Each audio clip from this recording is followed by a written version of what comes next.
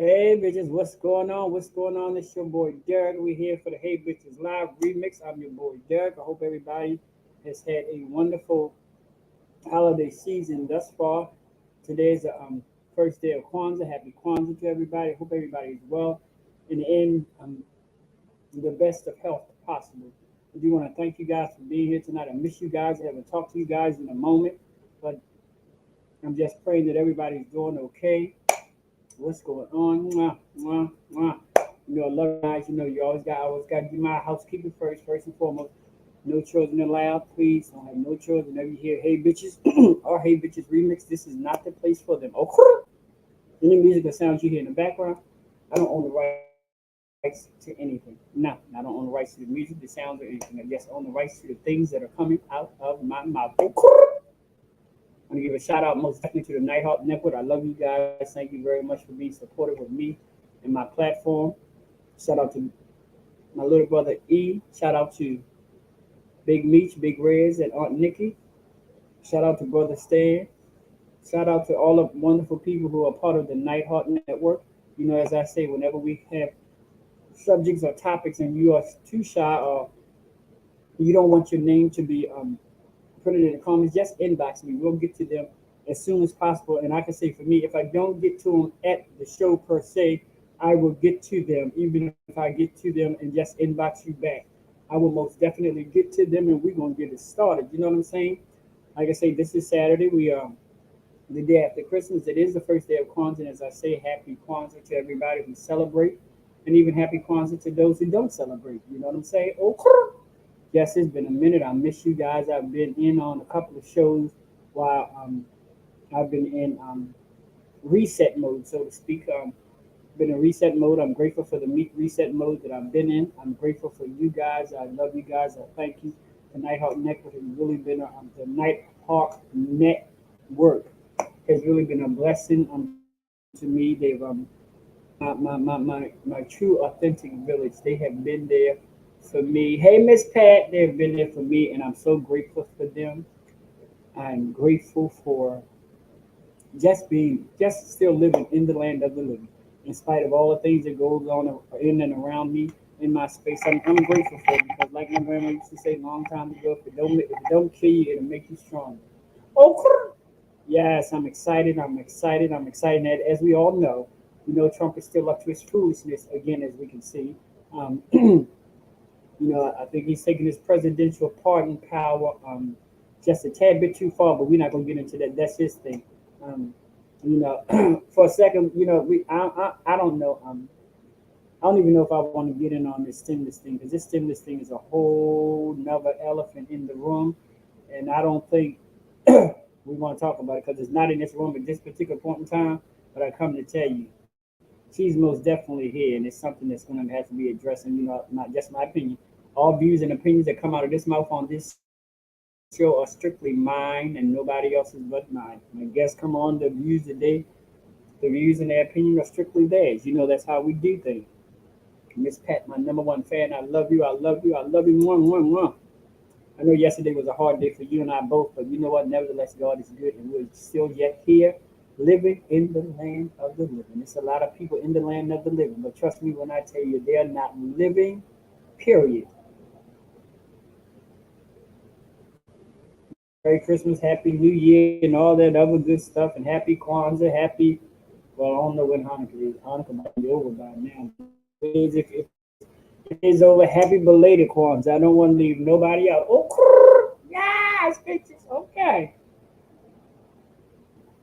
but I'm grateful to be back. The couple of days that I had, the couple of days that I had, was actually good for me. Gave me time to connect with myself a little better, to make sure that my mental, physically, and spiritual self was in tune and balanced. A balanced life is the best life.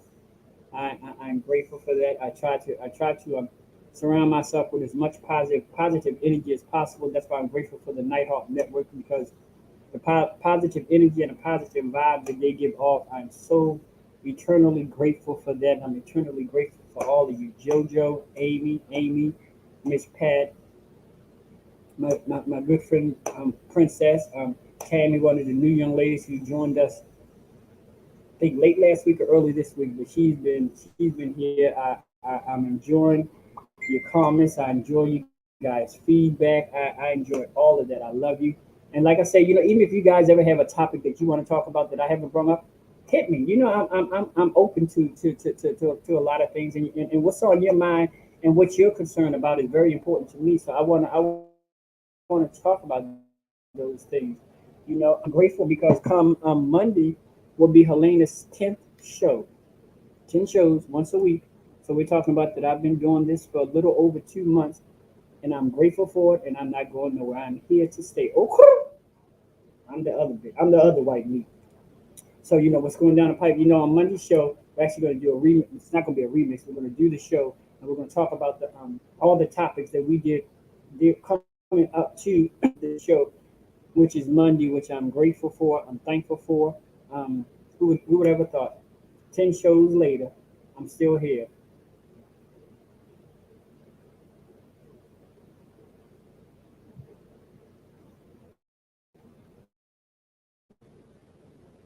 And Miss Pat, that stimulus thing is up in the air because Donald Trump is playing a bunch of games. Miss Pat said, I don't think we're getting a stimulus check. Yes, it was.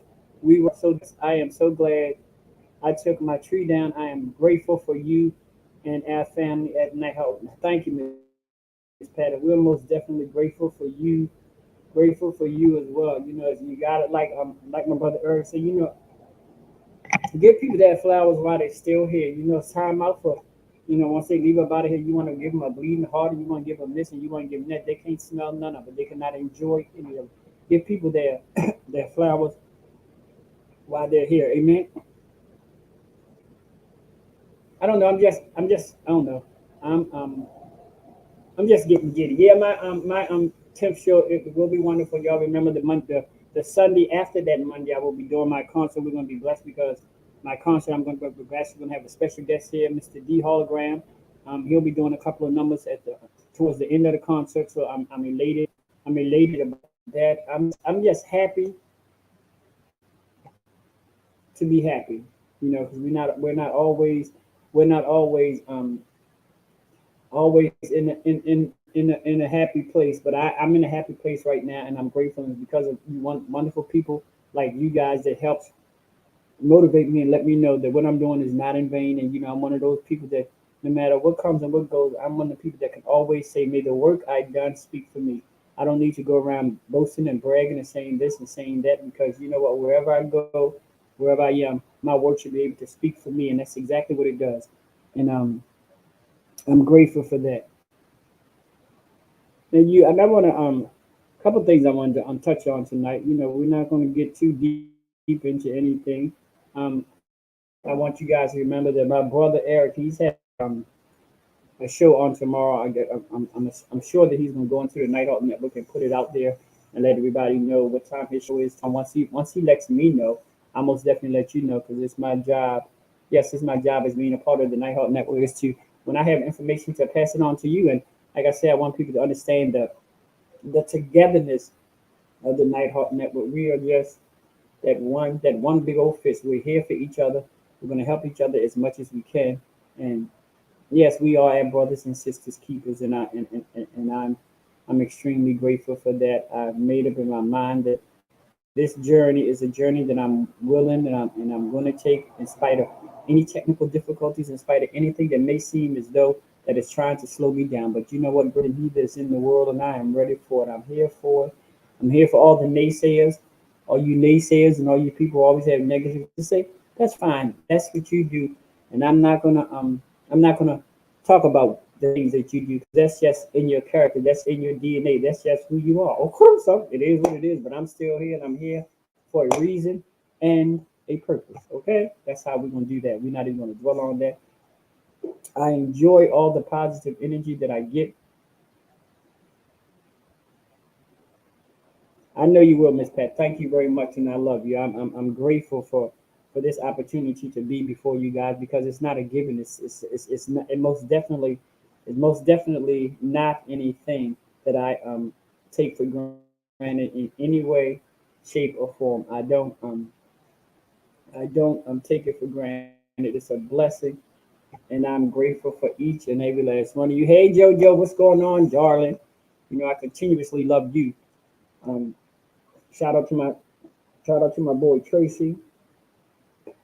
Mm.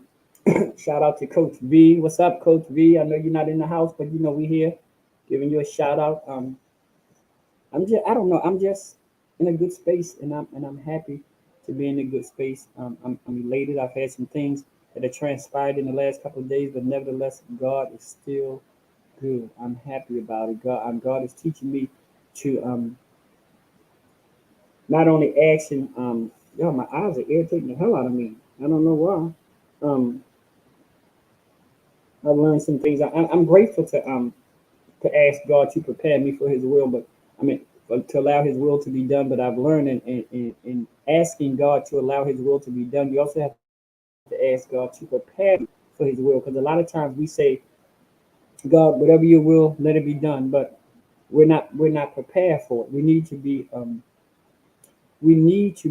prepared for His will, because a lot of times His will isn't our will. So you need to be prepared for that transition and prepare for that process. So when it comes, you can be as prepared and as equipped as humanly possible to get into that. Okay. So how was everybody Christmas? How was everybody holiday? Did you visit family? Did you stay home? Did you take that time to become closer with yourself? Did you take that time become closer to God? What was your Christmas like for those of you who do take time and you do celebrate the Christmas season? How was your Christmas? Talk to Derrick here. I need to know, because I know um, um, my Christmas was very peaceful. It was very restful. Um, got a chance to think about some things. I got a chance to work on some things. So whenever I have an opportunity to continually to move and continue to work on things to better this platform, to better this podcast, to better me as a person, I'm all for it. Keep holding on to God's unchanging hand. Amen. Absolutely. We need to be prepared. Yes, we do need to be prepared. We always ask God to God, Your will be done in my life. But you have to be prepared for His will, and have a. I'm trying to come from y'all. Don't bring my mind. And try to have a good understanding of what His will is, and realize that His will is not necessarily the will that we want at that particular point in time. So prepare me, Lord. Lord, prepare me to be a sanctuary, all of that good stuff. And you also remember, on every second Monday of the month on Hey Bitches Live, we do name that tune Monday. That's gonna be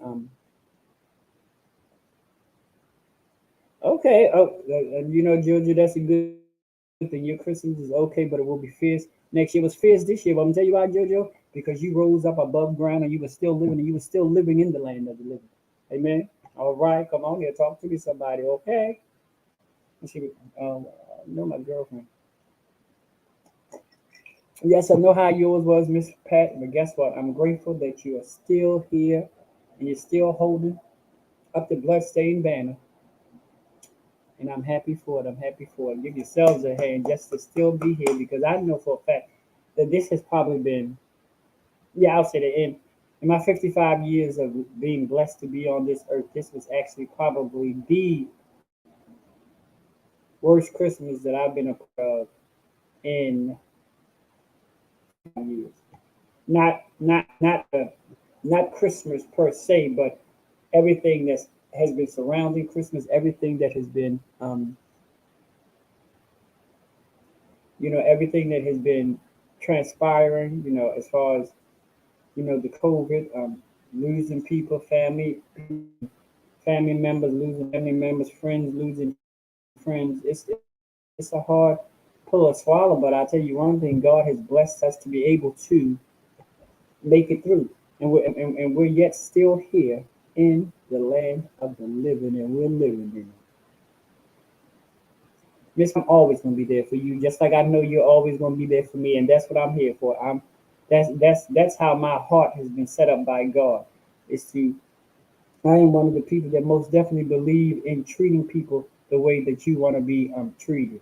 I've met with all of my life. I mean, sometimes it come back to bad, that's the only thing you know, is not much you can do with that or about that. But just continue to be you. Don't get to the point in your life that people get you so down and get you so depressed and get you so worried that you can't be your authentic self, because that's gonna throw off the shift of your balance. You have to always be your authentic self, 24/7, 365.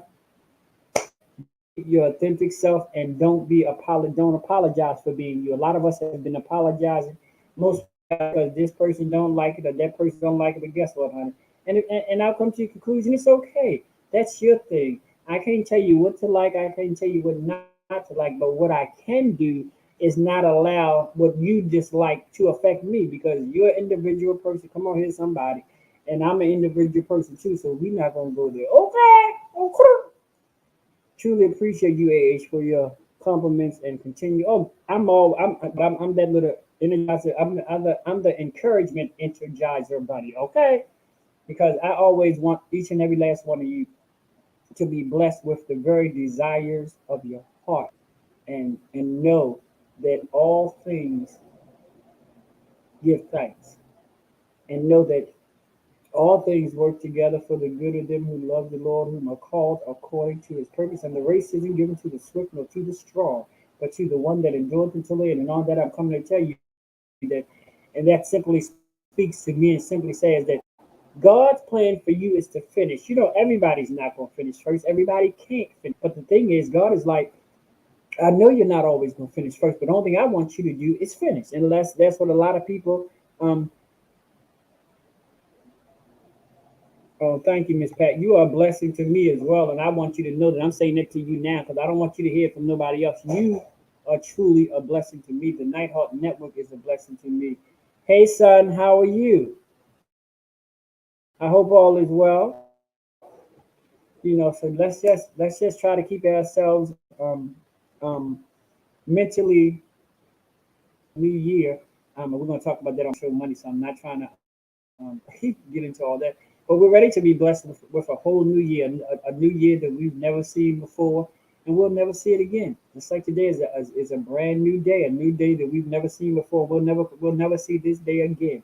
We'll never see again this day. It's impossible unless you know something I know. If you do, talk to me about it. Okay. Hey Eric, he said, "Hey y'all, I'm in the motherfucking building." So my baby Jojo told me his Christmas was nice. Israel, how was your Christmas, son? Um, and Eric had like a mental day. I think yesterday he tried to take his day and mentally prepare himself for things to come, and I'm grateful. I'm here for it. I want to give a shout out to my brother Eric, because he has become he. I can speak for me. I can speak for Hey Bitches Live and Hey Bitches Live, the remix with your boy Doug. He's become my IT person. He's become my tech support. He has become my commercial person. So I'm good with that. I'm grateful for him. I make sure that I'm gonna make it a point to always, hey Auntie Nikki, I make it a point to always acknowledge those people who are a contributing factor to the show. All of you are contributing factor to the show, because if it wasn't for you, then I wouldn't have anybody to talk to, and it wouldn't be a show. So I'm grateful for each and every last one of you for allowing me to stand before you and allow you to be a part of this platform, a platform that I think is very much needed, a platform that only thing I ask you in the platform is that if I say something or come up on a topic that's not cool for you, that's fine, because I'm not going to talk about something that everybody wants to talk about all the time, and I'm fine with that too. Okay. Oh, but I ask that in anything you do and anything that you say, you be very respectful in what you do and what you say, because in that way that allow you the opportunity to still be a part of the broadcast. But at any given point in time, if you're rude to me, if you're rude to anybody that's a part of the Nighthawk Network, we do have a way of just communicating ourselves with you. And it's not that hard. It's called BLOCK, block. Boop. So we on the Nighthawk Network do not tolerate that in any way, shape, or form. We are very respectful village here. We respect each other. We don't always agree with each other, and that's what makes it so good. Because I would never want to be a part of any group, any organization, or anything that that everybody's always yes men and yes women. That's not what I do. My mind is my mind, and I have my opinion on things, and I stick to it. I'm not going to allow nobody to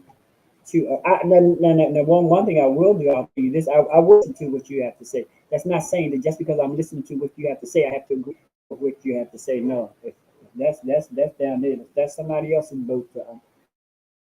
That's somebody else's cross. I'm grateful for my creator for the opportunity to be authentic in myself and stand fast, because they say if you don't stand for nothing, you'll fall for anything. I ain't for nothing but Jesus Christ. Hallelujah. Yes. We gotta, it's been a lot going on even here in Maryland, but Baltimore per se. Our murder rate is just like outrageous. I'm trying to get Miss Pat to move from the area that she's in, because this murder rate, um, I don't know if it was Miss Pat can help me with this. I don't know if it was yesterday or the day before him. Excuse me. A 2-year-old child here in Baltimore City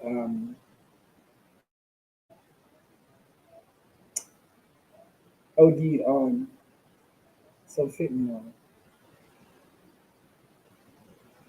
and they are considering it a homicide. So things like that. Things like that. Excuse me. Being a parent, it's impossible. I ain't gonna say it's impossible because I see it done. But being a parent doesn't affect you. Well, I know it affects me as a parent, and it affects me as a grandparent. A 2-year-old child life is gone um because of neglect from whomever the child's caregiver was. I just was sitting here trying to think. First of all, how the hell did the child get fentanyl? I don't know. But like I say, this thing is actually taking me um that has taken me to a place that I really don't want to be. But I that that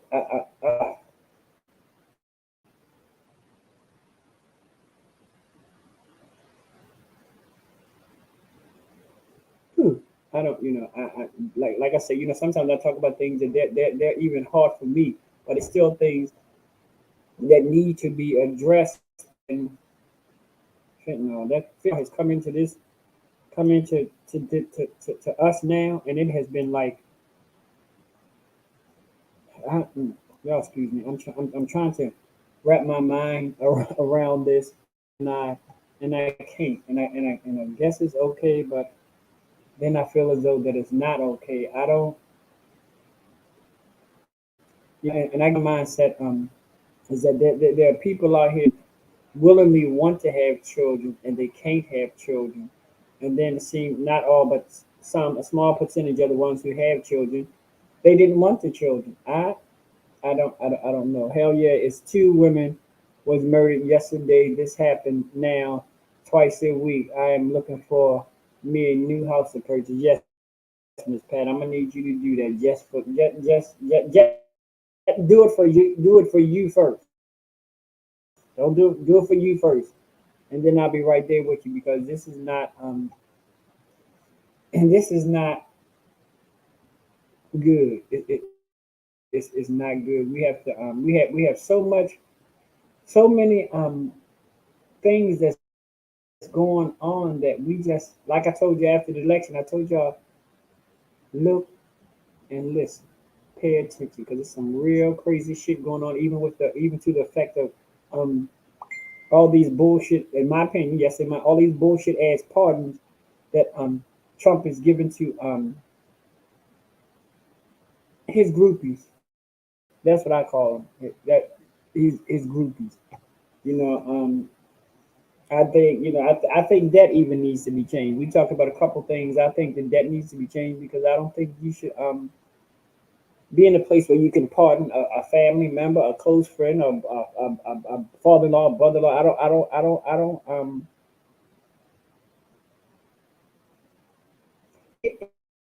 And in moving forward, you have to be honest about what you're moving forward from. Listen to what I'm saying. In order to move forward, you have to be honest about what you're moving from. Because if you're not honest about what you're moving forward from, then how forward are you really moving? If you can't be honest, you're moving forward from being an overeater. You're moving forward from crack. You're moving forward from this. You're moving forward from that. Once you get, you can understand that, and you know, and you have no problem, and you're blessed to know that you're moving forward from that. You can move forward. You just can't. All right. You just can't move forward. You can't move forward if you're not going to address the things that you're moving forward from. I mean, you can move forward, but if you choose not to address the things that you're moving forward from, you're going to become stagnated, and that's not a good thing. My daughter dislike it so much. And you know what, Miss Pat, I can't. Well, you know, I don't know where you're going, but I think it was Miss Pat. Somebody put on somebody sent a picture today in the group saying that talking about when Trump has said that if he loses against Biden, you'll never see him again. And you're still here. I still see you. I still see you. You notice he went online today. Went to Twitter again because he was mad because I think it was Us Magazine or whatever didn't um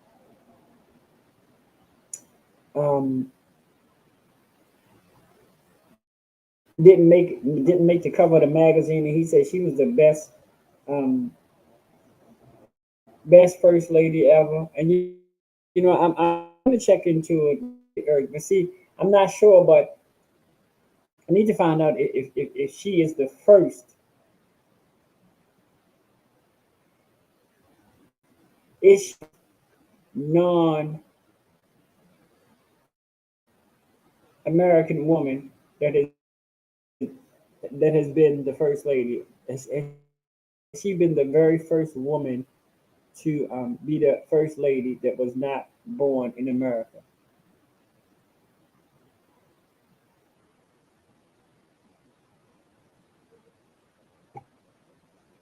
Yeah, no, and it's I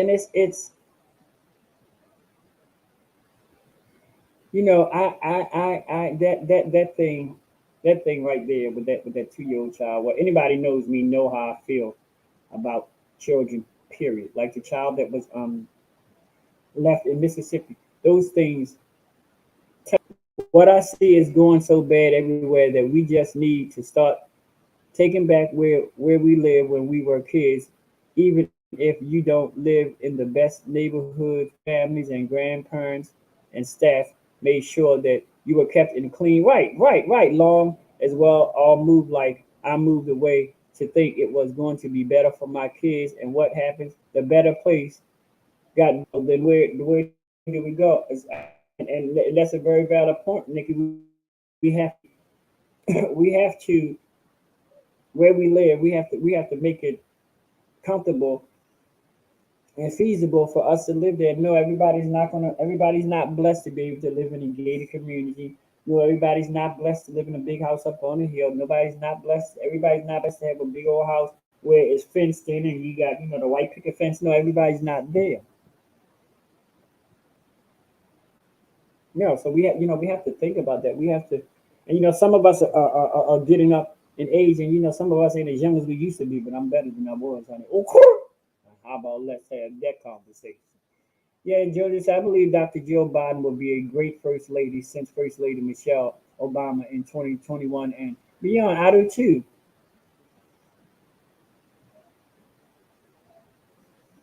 And this is man, I want y'all to read this. Well, yeah, because I know, I do know for a fact that and this is fact fiction. I do know for a fact that Hugh Hefner and Playboy had asked Jacqueline Kennedy to pose for Playboy. I don't know if she did. I can check that out for me.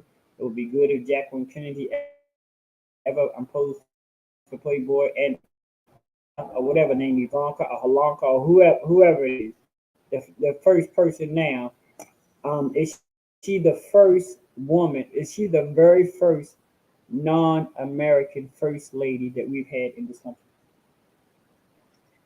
Yeah, she was showing a little bit of everything. So and she also was the one who was telling everybody that she had a degree in engineering or whatever. Yeah, she had a degree in a pole, pole. She had a degree in a pole. Okay, I don't.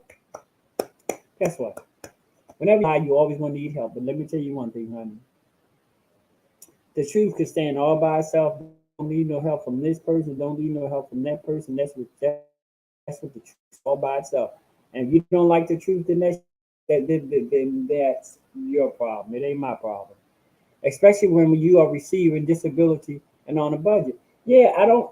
Israel, I'm gonna get back to you. Excuse me, but I was on the flow, so when I'm on the flow, I have to stick with that flow. But one thing you do know is I will do my best to get back to people's comments because your comments are very important to me, and your comments are a thing that that my son said. What do you think about this recovery check situation? You know what? My opinion, and it's just that. First of all, Trump knew without a shadow of a doubt that the Republicans were not going to sign off on a $2,000 stimulus check. He knew that. That's why he played the way that he was going to play. But after the election, he was going to make sure a stimulus check went out, which is a little slight problem because the election is now December the 26th. The election was November the 3rd. You said that you was going to have, you was going to wait until after the election because you had to put all this time and effort into your election, but you lost. Okay. And there's no check. And then I think you purposely said that you was that you wanted everybody to have a $2,000 check because you know damn well that the Republicans were not going to stand for that. And so now y'all just basically giving our ass. You're giving us nothing, as you've done for the last couple of months. You have given us nothing, and that's not cool. I mean, I don't know. It's just extremely hard on people. I know it's hard on but not the millionaires and the billionaires because they got theirs no matter what. But it's hard on us everyday Americans, the foundation of this country, which are the middle class people, which may become hard, but they don't become. Just because something is hard does not mean that it's impossible. That's where your faith and your higher being and your creator comes in. Because things that may seem hard and may think seem impossible for you are very possible for God.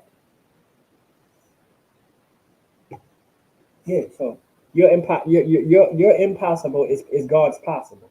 Just remember that's your impossible. That ain't got nothing to do with God. God is able to do what He says He's going to do, and God is not a God that would lie. Okay, come on here, say neighbor, oh neighbor.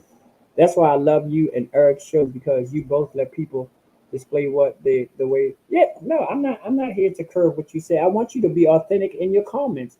If you can't be authentic in your comments, then we're gonna have. I don't ever want anybody to come on this show and comment on what they think I want you to say because I don't want you. I want you to say what's truly on your heart. Don't say what you think. I want self. Trump doesn't care about us. He went on vacation. Yeah,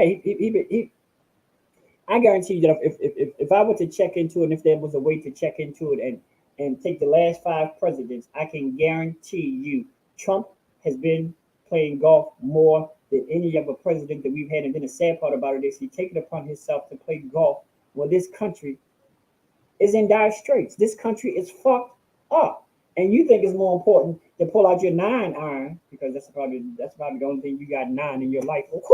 Pull out your okay.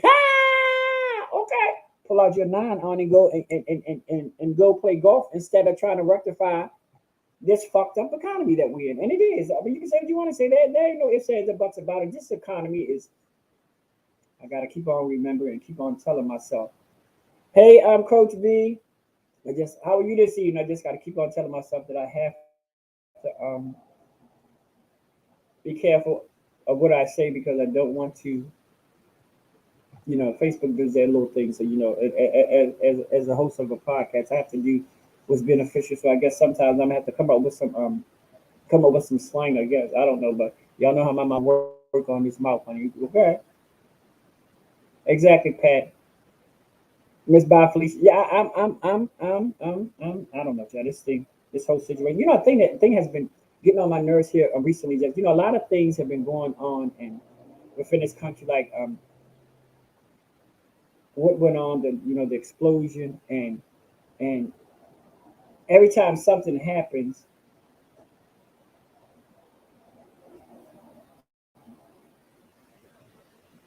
every time something happens, it always turns into the Democrats did this, the Black Lives Matter did this, the blah blah blah did this. And the only thing I say to all of you, no matter what comes and what goes, why don't you just stick on the situation at hand?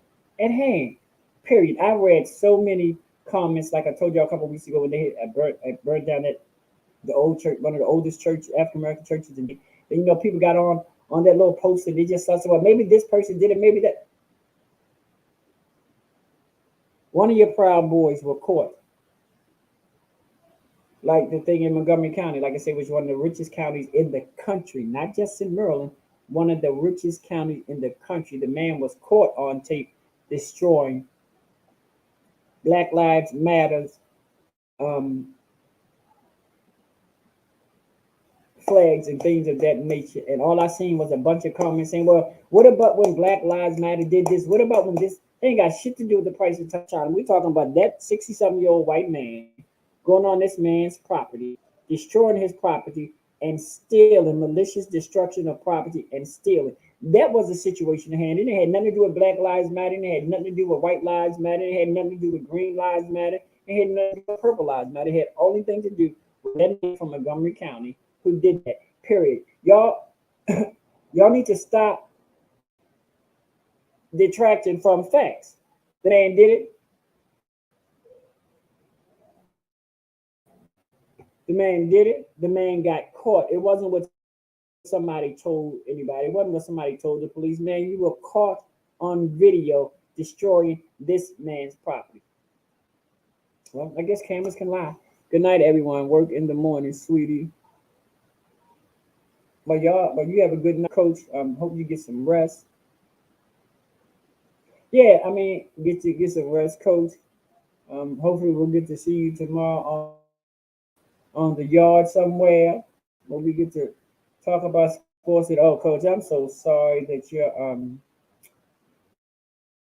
your Detroit Lions got the kicked out of them. They was like, yeah, they I'm so sorry for you, Detroit Lions. Um, they the Detroit Lions, they just got the sugar honey and the iced tea beat out of them today. That's professional football. That's football for you. Monday we're actually no, we're going to talk about it right now. What do you guys?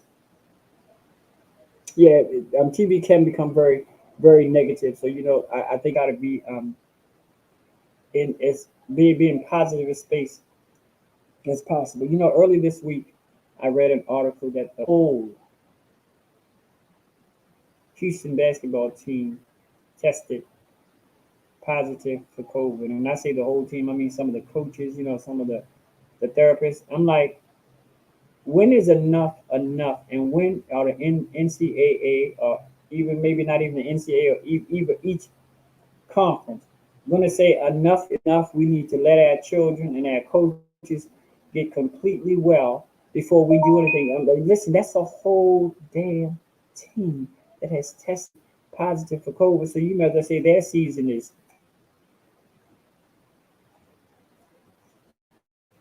their their season is basically over because I'm like, who would want to I would be scared. I really feel sorry for our young athletes, just like I feel sorry for our professional athletes because of what's going on with this COVID. And no matter how you slice it, I'm still come back to the fact that a lot of these organizations and these teams are more concerned about the dollar than they are concerned about the people who are helping them make the dollar. Because without them, you wouldn't have it. You wouldn't have any dollars, none whatsoever. So something has to be done on a level where everybody's safe. I mean, I've talked to my brother Eric about it. Me personally, I don't even think there's going to be an Olympics. Even if they're considering it, I guarantee you that if they still go through with it, there are going to be very few countries that are going to allow representatives to go. And if they do, I know one of the requirements is going to have to be that everybody's going to have to be tested. And they're going and in order for it to be properly, they're going to have to be tested on a regular. They can't be tested just at one time. So I don't know how feasible it is, how many times when you get tested. Um, but being at the Olympics, you're going to have to get tested on the semi-regular or the regular just to make sure that everybody's safe. And I applaud that, Eric. My little brother just said Duke basketball team shut down that season for for the year. And you know the sad thing about it is I wouldn't even feel if the season go on, how feasible is it that you're gonna have actually the best teams making it to the championship when some of the best teams are opting to step out of the step out of the arena. So then it's like it's not an even playing field. This stuff is really. When I say really, this stuff is really fucking screwed up. No matter how you slice. I hope Amy and Little Ruby are doing well. I saw them in the chat today, and she said, "Oh my God, I wrote a book." Well, Amy, guess what? We was here to read your book. I'm here for. We're not mad at you, honey. Um, and this is something I want to talk to you guys about. I'm a flash it across the screen. I want y'all to look at it for a minute, and then I want y'all to begin to dive in because I thought about this thing today and yesterday, and it kind of took me somewhere. But I want to see where it's going to take you. Um, when did it become okay to disrespect our elders? And the reason why I'm saying that is because I see a lot of that now. You know, I see young people getting on a bus, not offering their seats to elderly, not only elders. I see them get on the bus, not offering their seats to the elderly, not offering their seats to the disabled, not offering their seats to pregnant women. I'm like, so when is I don't I, and this is just how I look at it. The respect thing most definitely starts at home. No matter how you slice it, it starts at home. I wouldn't even nerve the balls or the gall to even when I was growing up to be disrespectful to anybody that was older than me. Period. And if they did anything that I deemed was not appropriate for them, even though they was an adult, that's what I had my parents for. That's when my parents stepped in and said, "We blah blah blah blah blah blah blah." You know, I wasn't no bitch and blah blah. So I would not be here today if I had took it upon myself to disrespect any elders that I knew, and especially if it was elders that my parents knew. So my question still remains: when did it become okay to disrespect our elders? Everybody say generational gap, but you know what? Respect is respect. I don't think respect is a generational thing like the world of fashion. Respect is not something that comes in on Monday and then leaves out on Tuesday. Respect is a permanent picture in society, period. And unfortunately, it seems as though that society does not hold respect as a true value, period. Respect. Seem like we've lost respect. Seem like we've lost honesty. It's like the cores of making a better life for yourself. People are losing. You know, it's even at the point that you even get scared to have a I was with my niece and I was taking a boy home and his father said, "Uncle Rick, you you just didn't say." I said, "Look, there was a car behind me, and the way things going right now, I didn't want to sit in the middle of a one-way street. This is my mindset. Get somebody upset so they can get the hell out of their truck and walk up to the side of the truck with a damn no. It was easier for me to just move around the block and come back to where I started from, back to where I started. So the little boy, he got out to go to his father. I told him, no, I don't do all that. He's like, well, Uncle Rick, we got this block on lockdown. Well, guess what? I'm not from this block. I don't know nothing about this block, so I'm not going to take a chance. Okay.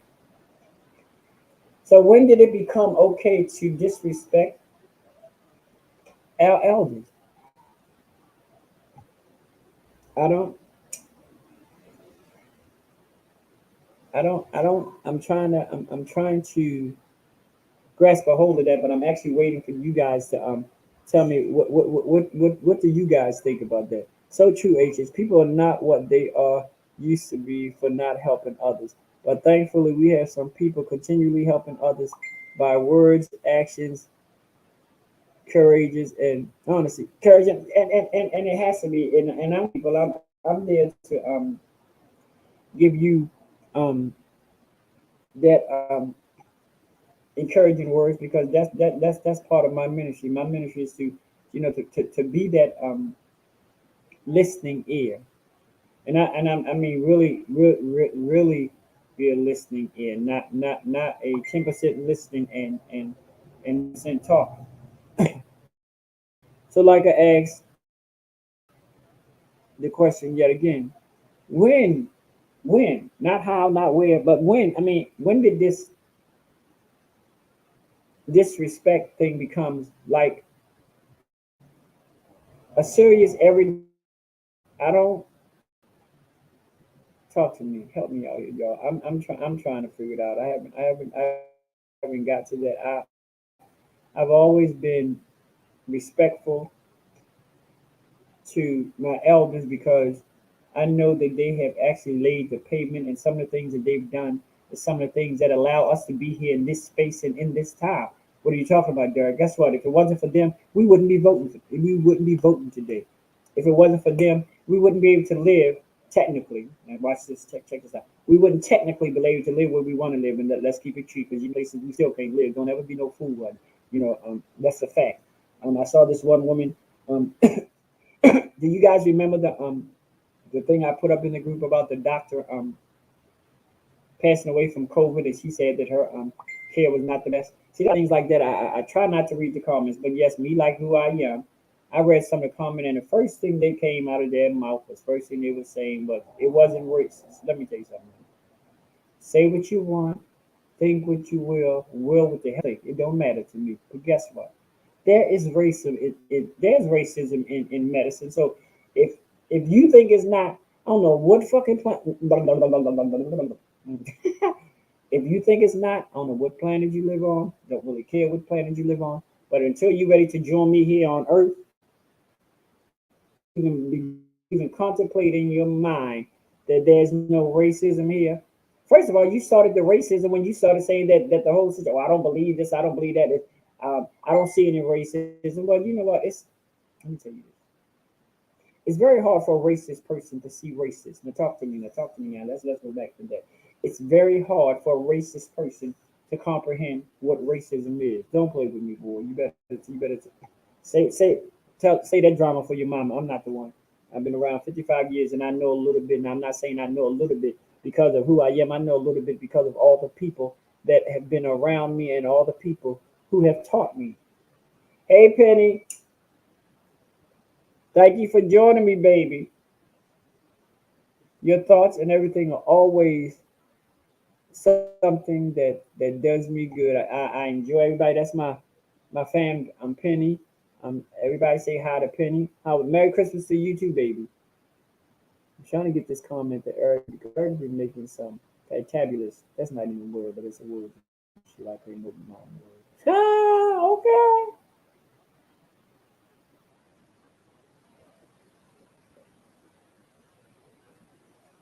They say, Eric, I'm trying to get your comment up here. We're gonna go to the old thing called the phone, honey. Okay. Let me turn this off too while I'm doing this. Okay. So y'all talk to me. Talk to me. Talk to me. Talk to me. Talk to me. I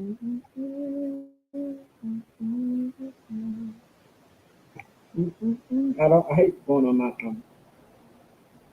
YouTube page because it has a tendency to mess with my thing, so I can read people comments.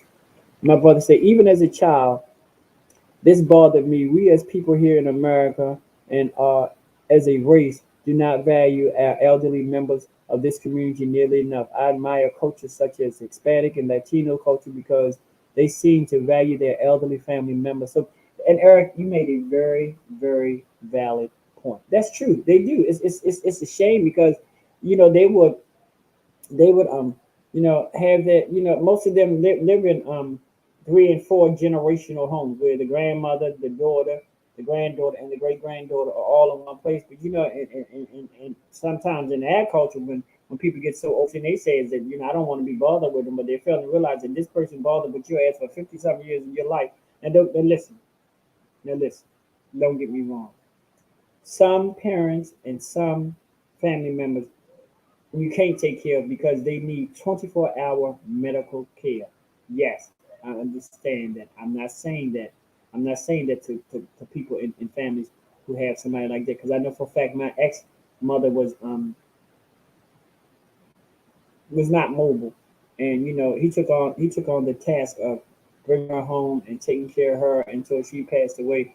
And I admired that. There was one thing about him that I admired, that he was going to make sure that he took care of his mother. But like I say, I don't. Eric made a very valid point. I mean, they love their elders. They're going to make sure that their elders are taken care of. And my question is, when are we going to get to that point? When are we going to be able to see a elder person walking into the store and we take it upon ourselves to open the door for them? Elder person down the aisle and he or she can't reach that certain shelf and you reach up there and say, "Can I help you?" When it's that way, and I still believe that a lot of things that we do and a lot of things we don't do, it all hinges on how we how we were reared. Some people say, old people say reared, same difference. How we were reared, how we was raised. So I need to take time to really dissect that and self. Um, if you get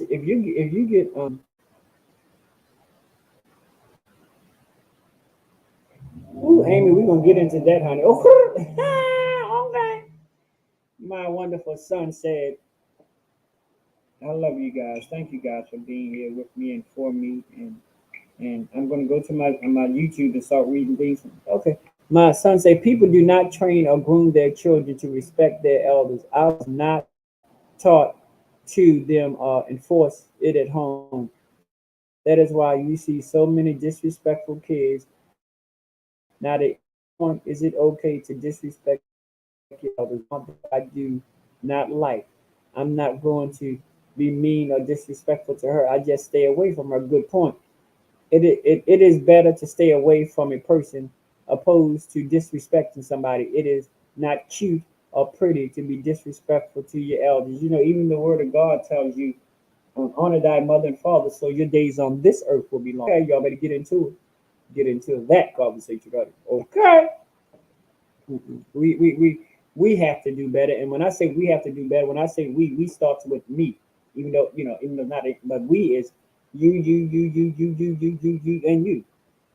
That's we. If it's me, it's I. So we have to take to children, train our grandchildren to be respectful to their elders. Like Amy said, how could white culture honor their elders when our ancestors barely lived past 35 years old? Amy, and that's a hard thing, but that there was a time where Caucasian people lived. Look at George Bush. Look at his wife. They lived a very long life. Hey guys, so I did look up if Jacqueline Kennedy ever posed nude. She did not. Okay, thank you. But during her second marriage, paparazzi put her, sunbathing nude on her second husband, private island. Unlike Trump trick, she did not pose nude and then became the after she was married. And the second time, paparazzi, unlike Trump's trick, she did not pose nude and then become our first lady. After she was married, the second time paparazzi her, unlike Trump trick, she did not pose nude and then became yeah. See that part on Nikki, that part right there. So we have to I don't know. It bothers me how society has become so disrespectful to our elders, and I can even say for I can say that for the alphabet community too. They are so quick to disrespect some of them, not all of them. And don't get me wrong. I don't want y'all misquote me on saying any goddamn thing. Okay, I want you to repeat what the hell you heard me say. Even in even in alphabet community, they are very um oh well it didn't double up on my screen, Nikki. I'm gonna put it up there again, but we got the opportunity to see your message, and it was true. So and then I asked somebody um was Trump's wife the first non-American first lady? I think she was. I'm not. Don't hold me to it. Um, if somebody can you know what? I'm gonna check it out right here. Watch. Y'all bear with me for a second, because I Google the hell out of everything on it. Was Donald Trump's wife the first non-American first lady? We're gonna find out right here now. Oh well, no, she wasn't. She was the second. Louise Catherine Johnson Adams was the wife of the sixth president, and she was born in London. She was the first of American first ladies to have been born outside of the United States.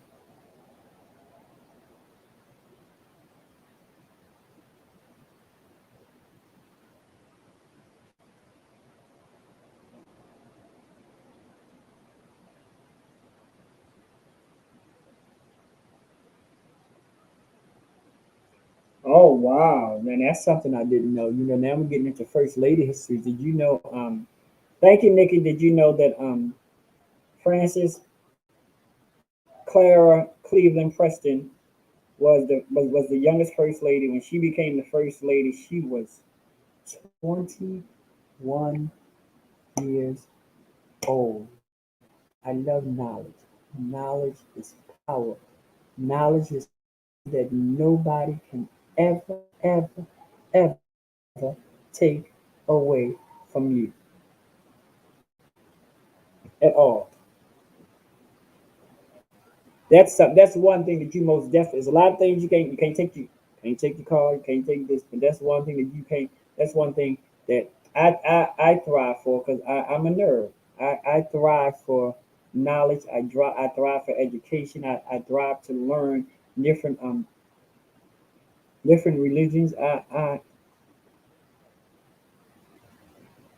Okay. Well, I'm sorry. I'm sorry, Amy. That's why you're here, honey. But she's not the non. She's not the first immigrant first lady we had. The Adams lady that I told you, she was born in London, so that makes that makes two. So yeah, but I mean, how many first ladies have we had? It's not correct. I stand to be corrected. It's not correct to call her a non-American. She is an immigrant.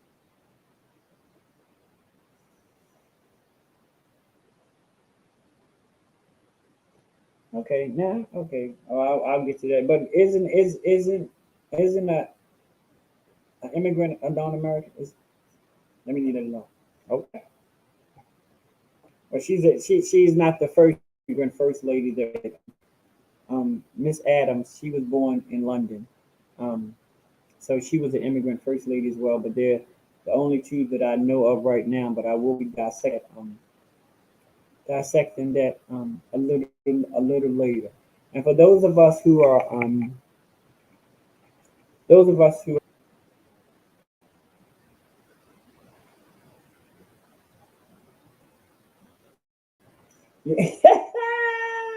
grandchild, the first, but there's none out. We gonna get into that, Nikki. But that's a good point. That's not that don't count. Them first presidents in is the mother was from here. Okay, okay.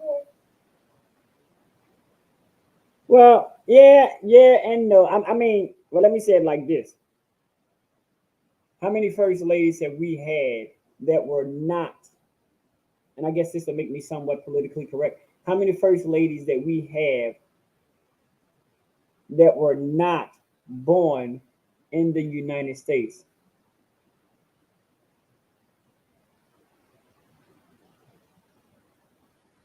Well, that's why I changed the question around.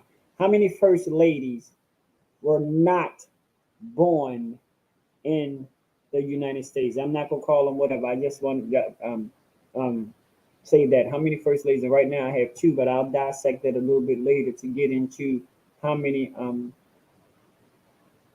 how many we've actually had that were not born in America. We know that Miss Trump. Um, and to be honest with you, I would have. I ain't gonna lie.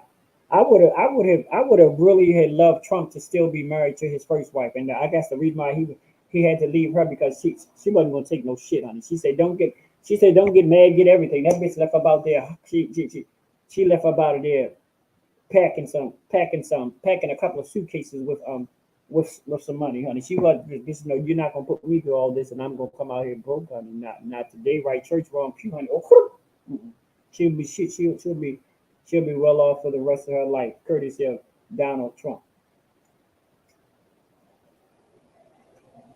So,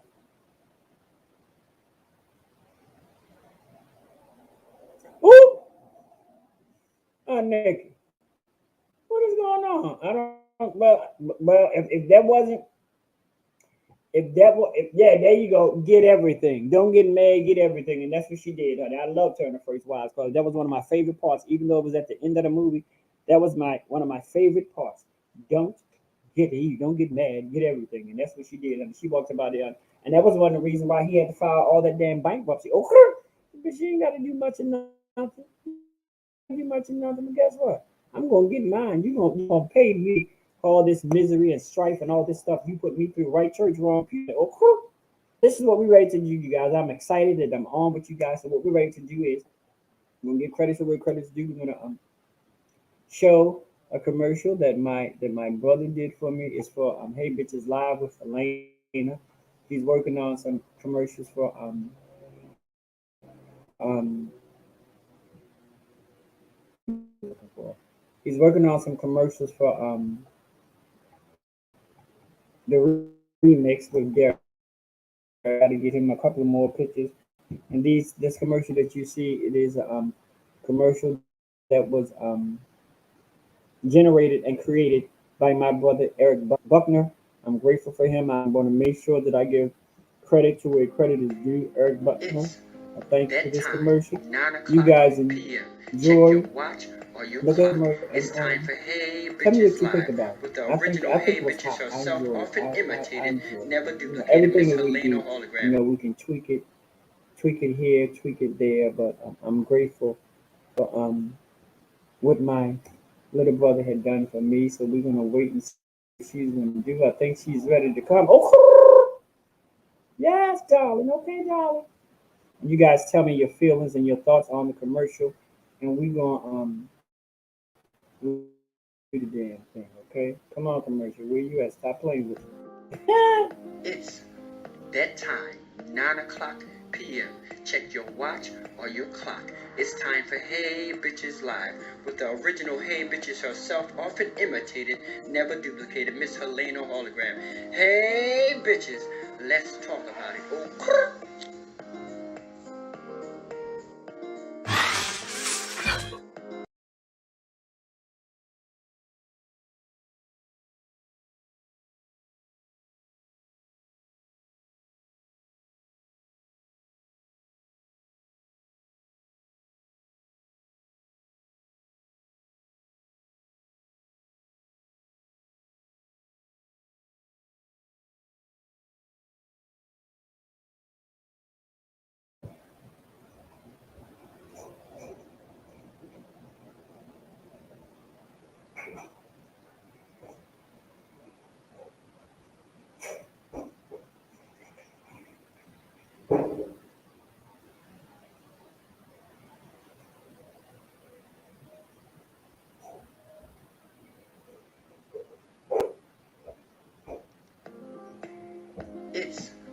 That time, 9 o'clock p.m. Check your watch or your clock. It's time for Hey Bitches Live with the original Hey Bitches herself, often imitated, never duplicated, Miss Helena Hologram. Hey Bitches, let's talk about it. Oh,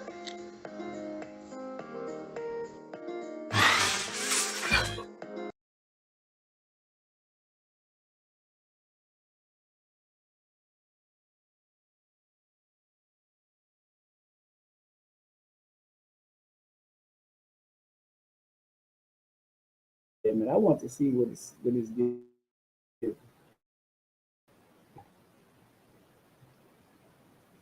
Did I download it properly?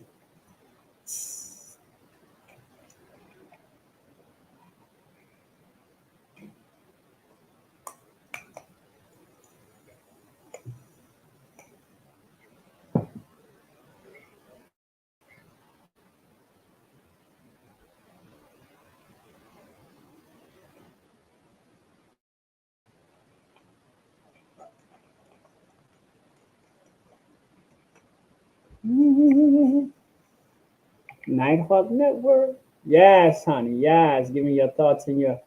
Now, again, like I said, I'm gonna make it a point to make sure I give credit to those who have been very helpful to the show. I'm grateful for you guys. I love you guys. You guys are a prime example of what a village should be. And like Eric said, um, we need to give flowers.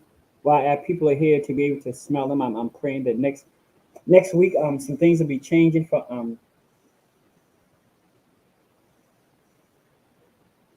yeah, we're grateful.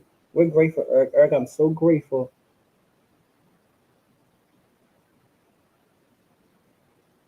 Yeah, yeah.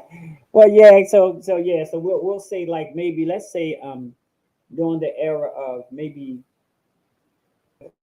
um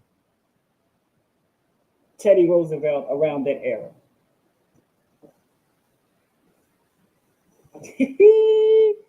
Thank you, Eric. Did y'all love my commercial? Everybody give Eric a big old clap, throw up some stars and some hearts and some thumbs up because Eric, you did that thing. I'm trying to tell you. Oh, yeah, sorry. Okay. So yes, hopefully by this time next week, but not next, yeah, next week, next Friday. Hopefully, I'll be getting some new equipment in. I'm going to do some things differently with the show. We're going to keep the same. Huh? No, your mother threw them. All of them are gone. That was my grandson, honey. Okay. But like I say, we do. Don't forget the mayo, honey. That came from my daddy. Okay, Daddy Mayo. And Eric, we're grateful for that. And like I said, I'm grateful, and I make sure that I will make sure give out shout outs. And I'm waiting for Aunt Nikki. Aunt Nikki, honey, one. I need that information as far as what we talked about as far as giving credit to people and things of that nature. It may not run down in my credits per se, but I give all of you guys credit for being a wonderful part of my show. You are my now I don't want to take that from Wendy Williams, but yeah, that's what I think. You are my um I give you credit because you guys take time out of your day and come here and you guys become a part of the dialogue, you become a part of the platform. Like I said, if you guys have any um topics that you want to talk about or any topics that I've talked about in the past and you want us to repeat, but we all do know that we have like at least two hands up because the young gentleman from the leather community, he will be back and we will be bringing him back again. If you guys have like show topics and things of that nature, I will be having a guest on Monday. Well, I ain't gonna put that out in the atmosphere yet because y'all know how it is with me sometimes. Whatever that is, Smurf and Smurf. I haven't even found out what the fuck peanut butter is yet. But anyhow, okay, we're gonna be doing the Smurfing thing. Oh, okay, okay. You use the Smurfing thing instead of the effing thing. Okay, I got you. Okay. I'm not that damn slow. I know I had a blonde moment. Y'all notice that sometimes when the lane come out, put on that blonde wig. Then I turn into Derrick, and I be still in my blonde wig moment. So y'all have to excuse me for that. But I got you, okay? Because this they getting on my smurfing nerve. Okay, I got you. Okay, on my smurfing nerves, mother smurfer. I'm I'm here for it. So you know, it's just grateful because sometimes I go through things late at night, and I'm grateful that I have people in the night hall network that I'm not grateful. Now, don't get me wrong, I'm not grateful that they don't sleep like I don't sleep because I want everybody to get their rest. But in the time, excuse me, y'all, in the time of trouble and in the time of need, I know most times, unless Aunt Nikki unless Aunt Nikki has had a real long day, and unless my brother Eric had a long day, most of the time they're up late at night. Sometimes Tracy's up late at night. So I'm grateful being there that when I go through what I go through,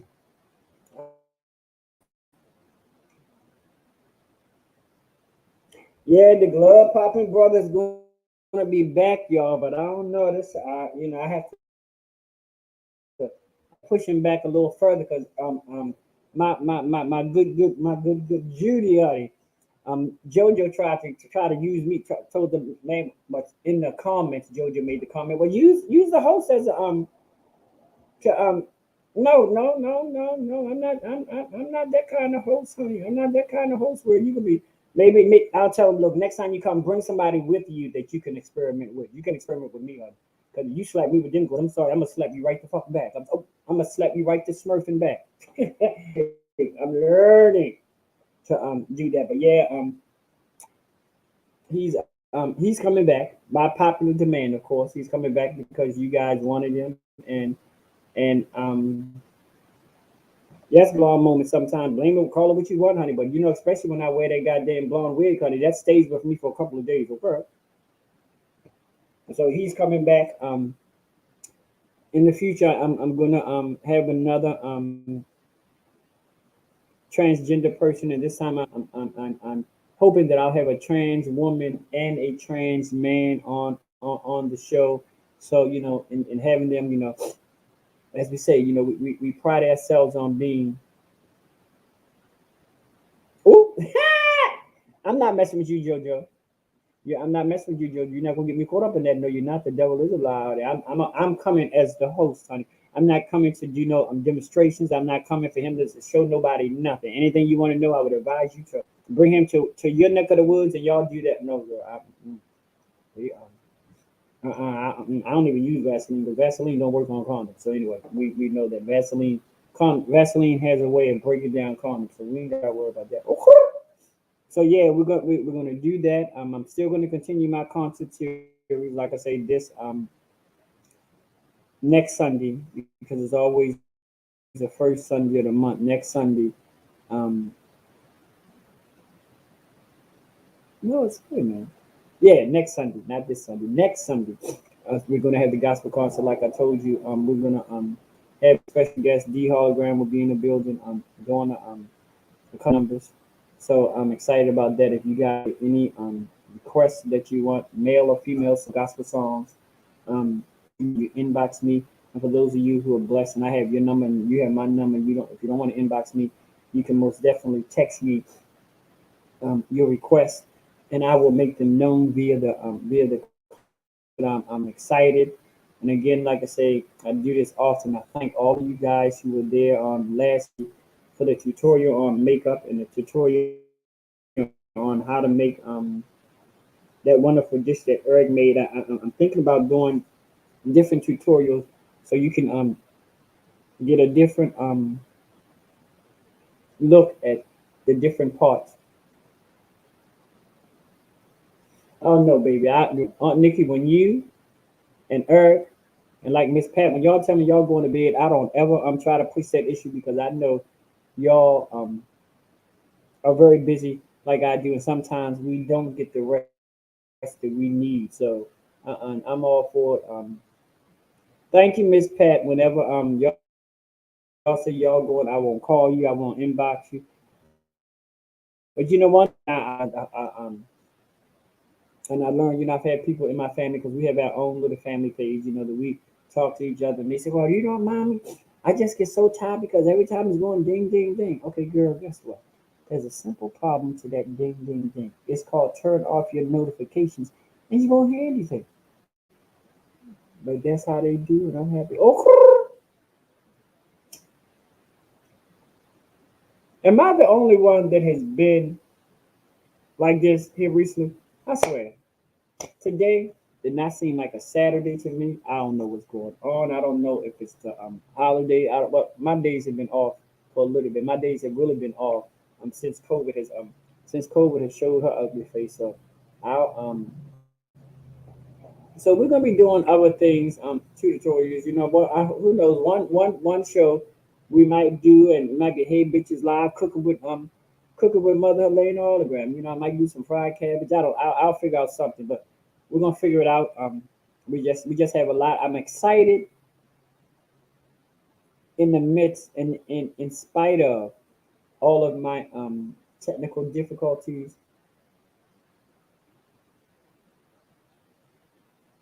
Yeah, I think you should. Yeah, yeah. Just let us know when. But if you, just let us know when, and I'm here for it, honey. Orange, pineapple, chicken. I should like orange chicken back in the day, but it's like once you eat a lot of it, the orange zest that they put in it becomes very I don't know. The flavor does things to me. I can eat a little bit of orange chicken, but I can't eat a lot of orange chicken. Yes, darling. Yes, I'm bringing him back just for you, honey. Let me put up your thing. Oh, okay. Yeah, Aunt Nikki, I will most definitely do that. And I also have that long thing about the music. It's a long thing that talks about copyrights, blah blah. I'm a I'm a find it in inboxes to you. So I'm gonna start putting that over when I have music on the shows too. As far as when we're just listening to music, which I haven't got the logistics of listening to music and how just listening to music and you're not gaining anything financially from it. How No, Aunt Nikki, when you Eric and you guys and Big Meech, when you guys say you guys are going to get your rest, that's exactly what I want to do. And if I can't get in touch with one of you guys, I'll try to send up some timber, honey. Oh, all right, it's on. So, like I said, if you have any topics or things that you want to talk about, or you got a guest that you want me to bring back, let me know. I can bring them back if you want me to bring them back. Yeah, it has a long an extended effect on our memories. Throwing things out of whack. Thank God for my TV because most of the time that's what I find out what damn day it is. Because oh well, yeah, we can do that. We can let that. My daughter, God rest her soul. Whenever I used to cook liver and onions, honey, she was always the only thing she would say, "Daddy, where mine?" I'm like, "Girl, I got one person that will always eat my liver and onions. My children don't eat. It. I ain't gonna lie. That's one of the reasons why I love it, but I really love it because that's one thing I can eat and don't have to worry about my children or my grandchildren either. I made liver and onion one day. My grandson said, "Oh, Pop, that looks so good." I said, "Look, little boy, I know for a fact you're not gonna like it." Just say, "Young Papa." Guess what? He didn't like it. He did not like it at all, and I knew that was coming. But it is. It's. I don't. But you know what? We gonna figure that out. We're not gonna stove it. We're gonna move around. I'm gonna have to say this. If you ever gonna make a fierce dessert, what type of dessert will you make on the tree? I would probably do a triple layer. Probably do a triple layer coconut cake. I love coconut cakes. I can make them. Probably do either a triple layer coconut cake, maybe a pineapple upside down cake. I do enjoy baking. Yeah, that's if I do a dessert. or I will show you guys two different ways of making a fruit salad.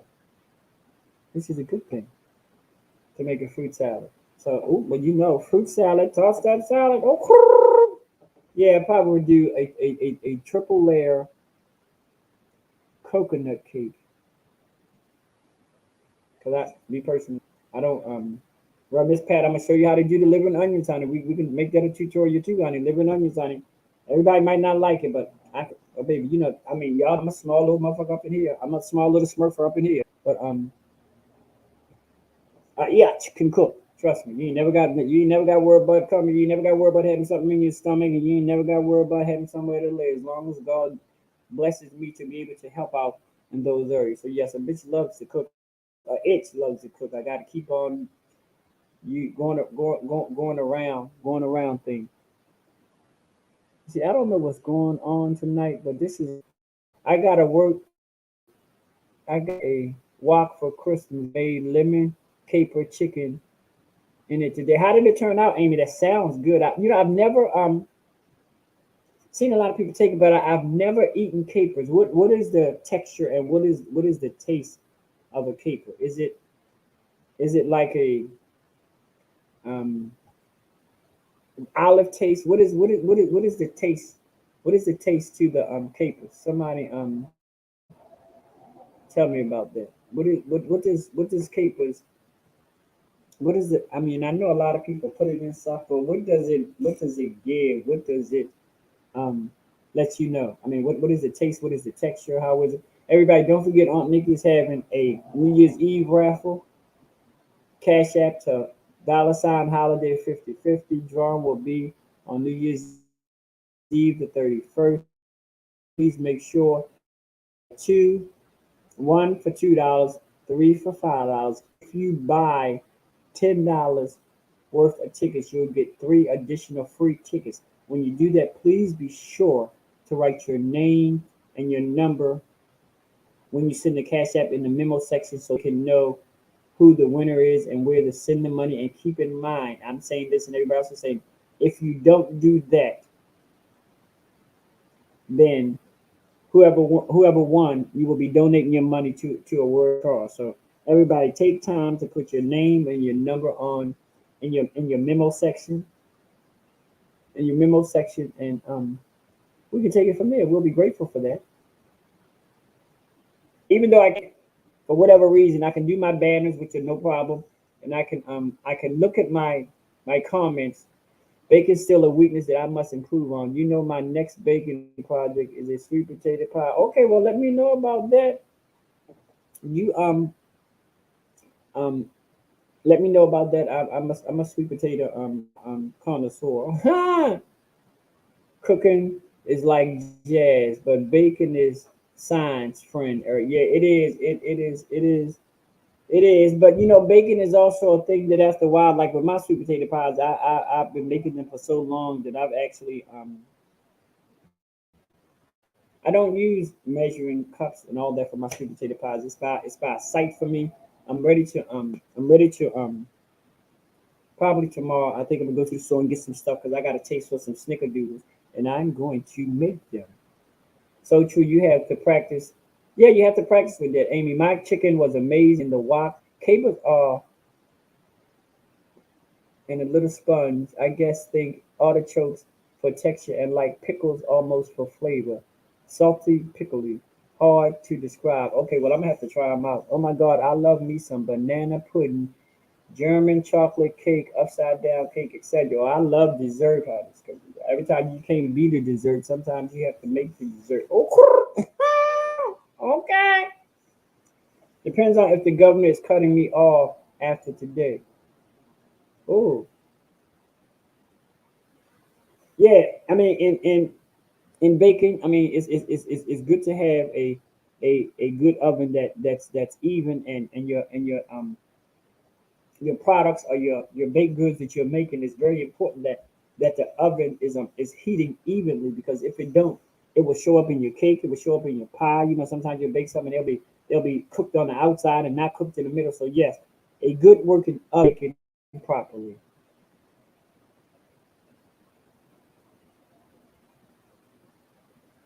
Yes, that's yeah. Eric, I actually did one Thanksgiving I actually did sweet potato tarts. I cut out the pie shells and put it in the muffin tin and then poured it in there. They were actually really good, and it it blew my mind. I was like, I mean, even when I made a lemon meringue pie, I was like, okay, bitch, you better work. Oh, okay, it's you better work. Okay. Well, Herb, when you get it down, honey, I'm not close enough to you, so you can't send me a piece. But I'm sitting there now, and Amy got me hungry. I want some of that damn lemon chicken, but ooh, child, you got me. That chicken, you got me going, Amy. That sounds good. I might even go around to the I don't know if the Orient restaurant around the corner. They might not sell orange chicken, but guess what they do sell? They sell goddamn pig feet and mixed vegetables, pig feet and broccoli, pig feet and rice. And then against that, that's your thing. That's your thing. But I don't think I want no. I ain't gonna lie, I eat pig feet, but I like pig feet with potato salad and collard greens or kale. That's how I like. I don't want pig feet with no broccoli. I don't want my pig feet with no mixed vegetables. I don't want no um pig feet. Yeah, ew. Well, somebody like it because but I'm not the one. I'm not the one. So yes, JoJo, if I do a tutorial, I'll do one on bacon.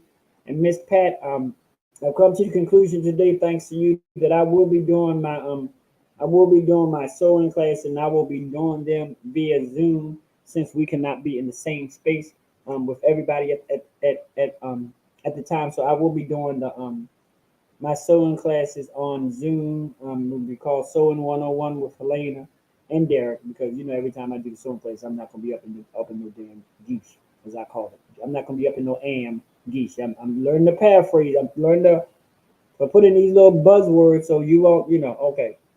Lemon caper chicken, chicken breast, boneless, skinless, and pound or sliced thin. Fresh garlic butter, olive oil, capers, sear chicken in olive oil, turn heat to medium low, and add everything else. Allow chicken to braise in the sauce. Serve over pasta or with mashed potatoes or veggies. So can you um I'm a rice person, so can I take that same thing and put it over rice? I probably would put it over egg noodles too. See, Miss Pat, I go to the one chop suey. Yes, but it's one that's a little bit further down that makes they makes the best food. But back before COVID came out, I would walk there. But I had to teach myself that you have to be responsible for yourself, and we actually know that in this day, point in time, and since it is a holiday season, it's not always wise to walk somewhere by yourself. Because before I started this Hey Bitches Live, I used to walk into my neighborhood. Man, I used to go places.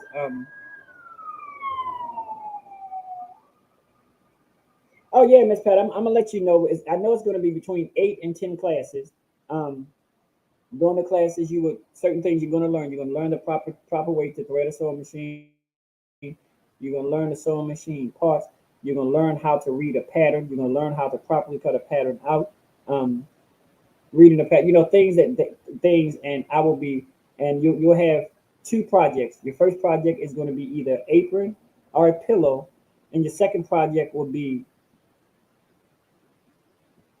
a skirt or a dress. Those will be the two projects. I'll let you know as far as what you need to get. Blah blah blah blah blah. Okay, well I'm here for it. Rice, honey. I rice it down. I love egg noodles. Sometimes once in a while I do have as I call it, I have my vegetarian night where I will take me some California medley, put some mushrooms in it, put some onions in it, cook me some egg noodles with the butter garlic sauce over it, and then I will pour all of that over top of rice, right over top of right on top of egg noodles, and that will be my vegetarian meal for the day, for the week, or whatever. I do. I'm a vegetable freak. I don't. I was a little. I'm not gonna say I was upset. I was a little beside myself because I couldn't find any turnips for Thanksgiving or turnips for Christmas. Maybe one day I'll show you that. I'm not talking about the turnip greens. I'm talking about the bottom parts of the turnip. I love. Like I said, I'm ready to. I'm getting to some of the things that my. Well, Amy. Well, yeah, you can be a part of the class. I'm going to do it on Zoom, and I decided to do it that way because I can reach a bigger audience. I don't have to always worry about who's in my city, who's in my town, who's in my neighborhood. I can reach as many people as possible, and we can this is not. I mean, as far as I'll email you guys the syllabus and oh yes, let me tell you something, honey. I could just take egg noodles and put some butter and garlic on. I'm just as happy as a in with a bag full of you feeling like okra. So actually giving you guys an opportunity to learn some basic sewing techniques.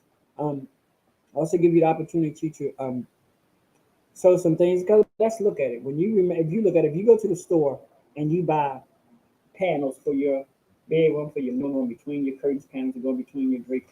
Depending on where you go, they can run anywhere from $6 to $15, depending on where you go. But keep in mind, you can take that same $15 and buy some fabric, and that guy can make. Yeah, take that $15 and you probably can make four panels. I mean, yeah, panels, because now a lot of people don't even have drapes in their house anymore. They're using curtains. You can make your own curtains. You put that one stitch at the top, put the other stitch on top of that so it can crinkle. Yeah, we'll do. Maybe somebody can use that as their project to make some curtains. I remember in home economics, our first project were aprons and a pillow. They were so ugly and country looking. Yeah, they were, but keep in mind, especially if you're doing a letter pillow, it'll teach you how to sew a straight line, pause, lift up your pivot the needle, put it back down, go again. So it was, and Miss Pat, I want you to know they didn't. The purpose of the pillow wasn't so it could be beautiful. The purpose of the pillow was so you can learn how to turn corners and so on. If you had an ace, you can learn how to go around things. So yeah, they wasn't.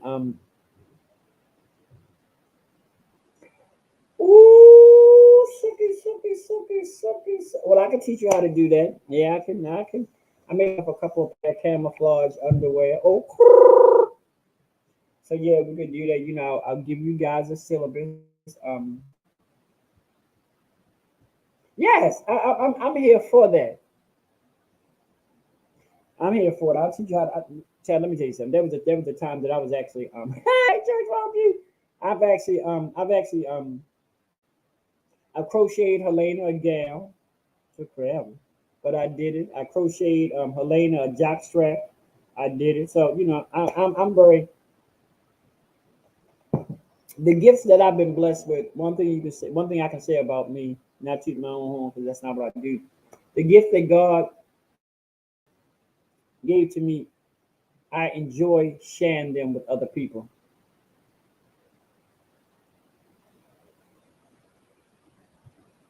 Yeah, and that's what I'm saying. But Amy, think about it. You can go to Joanne's Fabric. For all of you guys who are contemplating um,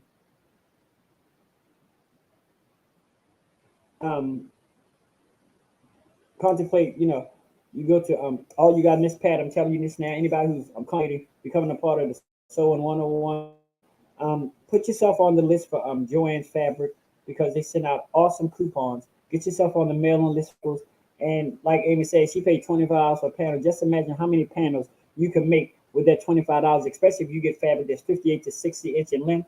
That's yeah. We can have you totally going in there and you'll be your own interior decorator. You have the colors that you and all of that good stuff. So yeah, I'm obsessed with crochet. Being been doing it about 8 years. Look, crochet and crocheting is a wonderful. Crocheting is something that's great with relaxing you because I think I'm gonna get back into it because I think I'm gonna probably make Helena another gown. When I was growing up, oh yeah, I can make that too, honey. I can. Let me tell you something. God has blessed me with a lot of gifts and probably at least them herself. So you guys, go on your phone and sign up for Joanne's mailings, and even if you don't sign up, once you sign up for the mailings, you'll be getting them in the mail, and they're also send them through your phone at the Joanne's app. They have sometimes they have things that are 40% off, 50% off. Then they have like if you buy something for $25 or $30, you get $5 off of that. So couponing for sewing is is a wonderful thing, and now I see most WalMarts are back into having their fabric their arts and craft department back on point where when this pandemic first started they stopped selling fabric and everything. Oh yeah, I can make silky drawers, honey. Keep your filthy paws off of my silky drawers, honey. So yeah, that's most of it that I'm happy to do. And since we did the tutorial on makeup last week, it lets me know that it can be done and it wasn't any lags in it, so that was a good thing. Crochet is good for memory, hand-eye coordination, and anxiety. It really is, and that's what sewing is to me. Sewing is, I mean, these ain't as good as they used to be. Praise be to God. But come next week, I'm going to get me a pair of glasses. You guys should be happy for me. I'm going to get a pair of glasses that I can see a lot better because I couldn't realize these little dollar store glasses they'll end up giving me a damn stigmatism, and I don't want that. No, Miss Pat, I mean, right now you can have this stuff. You can have the stuff actually delivered to you, or you can actually order it online and have curbside pickup. So no, you don't technically have to go in the store, and don't let nobody tell you anything differently, because at this particular point in time, stores like that they're still doing curbside pickup. Now down now for you young ladies and guys who want to sew class, yeah, if you get time, send me a picture of your sewing machine, because for this class,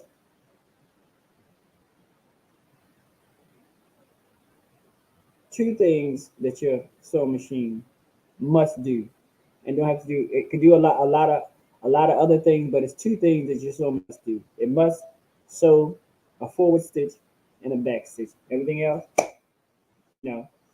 you know, depending on how many stitches you have on, you have a zigzag stitch. You're gonna have the E stitch. I'm gonna show you all of that. This class is gonna be so phenomenal that you guys are gonna like fall in love with. So sewing for me is the part of sewing that I dislike the most is cutting out the got am pattern.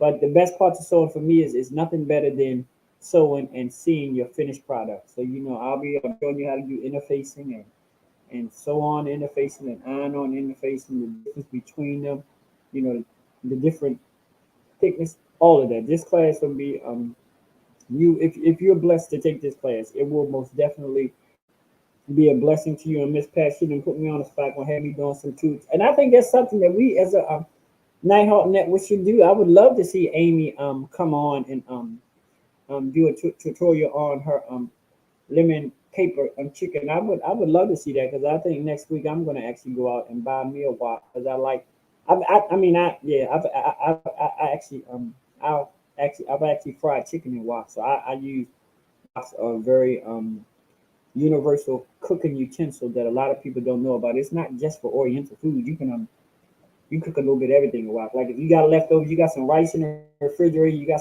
some mixed vegetables in the refrigerator or whatever, just heat that wok up. I used to use peanut oil until I found out that it was a lot of people that was allergic to peanut.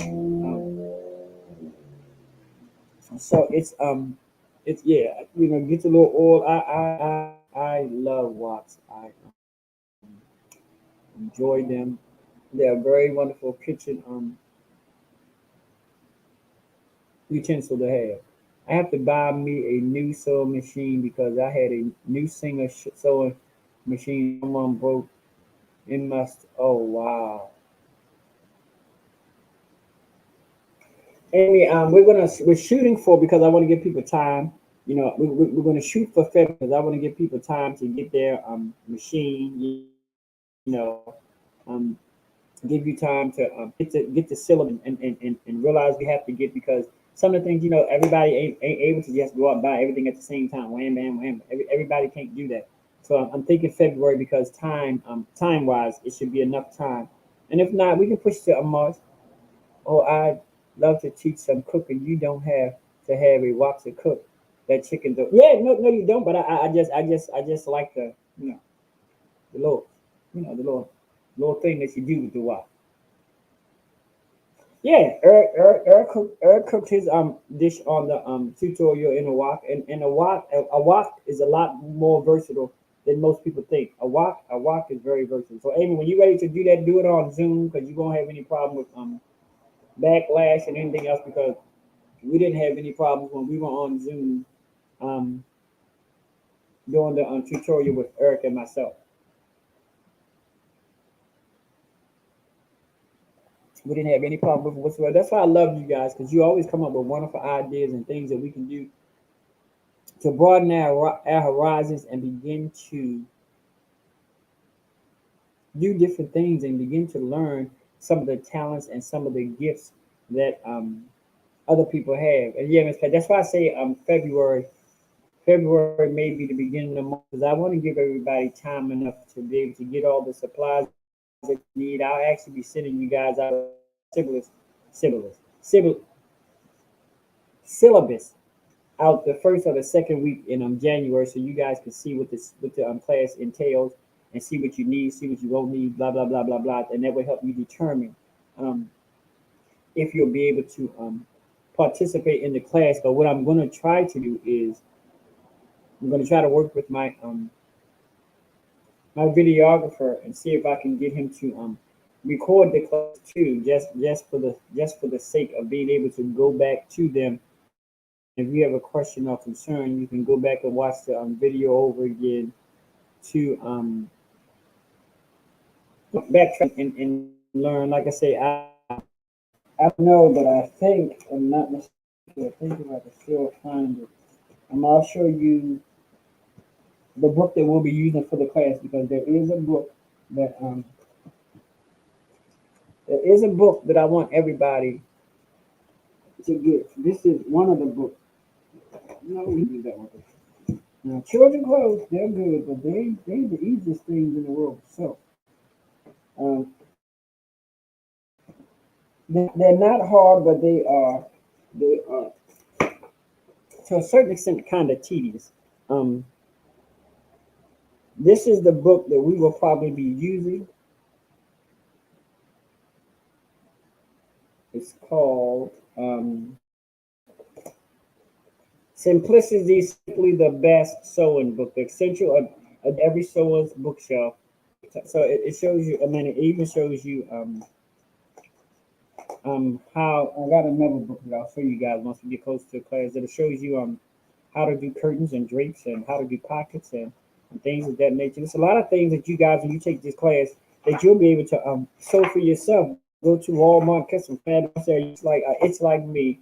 You know, even though I'm a skinny bitch, I love four-way. I love four-way stretch fabric because if a bitch gains a couple pounds, if the itch gains a couple pounds, then the itch loses a couple pounds. Woo! It still fits you. Eric, I can do some Zoom tutorials baking with you. Yeah, and that's what I hope. Forgive me if I'm crossing the line suggesting these things. Please forgive me, but that's just something that I felt and something that I think that we all have certain things that we can share and educate people on that everybody don't know. I don't know everything. I enjoy sitting down talking to Miss Pat and Amy and Joe and because we all have something that we're blessed to be knowledgeable in and we can share with somebody else because when you're blessed with gifts and talents and you don't share them and you don't use them, you'll lose them. Listen to what I'm saying. Let me say it again. If you're blessed with gifts and talents and you don't share them and you don't use them, then you lose them. Come on here, somebody. Ooh, share, and share. Okay. So we're grateful about that. No, you do not. I have done it in a pan or on a flat. Yeah. Now I do wanna cast on grill frying pan, but they get some expensive. But let me tell you something, honey. This it's right here. I am not opposed to going to a thrift store. I, I don't do consignment shops too much because they're a little bit high and people are putting things in these shops to get money from them. So they may be a little bit higher than the thrift store. So and I don't necessarily but around here I don't necessarily too keen to Goodwill because Goodwill is just as expensive as damn TJ Maxx and Target. So yeah, I thrift store connoisseur. I sell things at thrift stores. I enjoy thrift stores have helped Helena out tremendously. These exchange of ideas and abilities is what I want the Nighthawk Network to be all about. Amen. I love to share knowledge. It's how I happen upon yeah. And I'm glad. I think that's very important. It's very important to learn how different cultures do things and how different cultures and different nationalities and different races do things. You know, because like Eric, when Eric showed you guys that spam burger, I said, and anybody still ain't tell me what the hell a white sauce was, but hey, it kind of makes sense. Of course. Um, spam, but I don't think I don't, Oh, honey, but you know we're gonna. I think we're gonna start this dance off too tutorial as soon as Big Red finished with his single, the Jelly Roll, honey. I'm gonna learn that dance. But we know that and this is really weird because I found out through knowledge. I found out that it's actually a staple in Hawaii, kind of like blew me because I was like, ooh, because you know, spam got a little bit of this, a little bit of that. So when I found out that spam was actually a staple in Hawaii, but I don't, it could be a staple in Timbuktu, but I don't think no damn well I want damn spam with no crumbled up cookies and some damn white sauce on it. Ain't no telling what we never ain't know what the white sauce was. Anybody ever tell me what the hell peanut butter was? Y'all just believe in the itch in the cold in the blind. I don't know how to but and I would imagine that it probably tastes disgusting because I enjoy spam, but I have to watch. I have to be very careful when I eat spam because of the sodium content. And I'm not gonna lie to y'all. Y'all know I'm gonna tell you all the truth. I don't particularly care for no, no, it's not good. I don't really care for things that um have on a label low sodium because it gives a different taste. I just have to be very select and very careful and have to do it in moderation because they even have spam, low sodium spam. Girl, low sodium spam is almost like no sodium. I'm not doing all that. How about doing lip syncing tutorial HH to us? That would well, yeah, I can do. You guys just gonna say, just give me ideas, and I'm here. Yeah, yeah. The Polynesians do too. The Hawaiians, it's a staple for them. I'm like, wow, you would really learn things when you sit back and listen and don't freaking talk. Yeah, so when they said that, I was like, wow, because when I think of Hawaii, I think of the luau's, and I think of the luau's, and I think of all the banana leaves, and because I know I talked to Nikki one day that I want to do actually want to bake salmon or something in a banana leaf and see how it tastes. The banana leaves have a taste to them that would transfer to the fish. So I'm going to try that, get my little things and get my little needles so I can sew the banana leaves together or whatever the case may be. So I am officially a beast in the kitchen. When I come to tell you, I am a beast in the kitchen. It's not don't let this size fool you, honey. Oh, right church, wrong shoe, honey. This bitch might be skinny, but it's good. Cook boots, eggs, big meats. I can cook, honey. Hmm. So yes, Amy, I'm gonna step out on a limb here. I don't have this right to do it, but I'm gonna say it anyway. I think we're gonna um let Eric head up the tutorial classes and schedule them around everybody's schedule. Could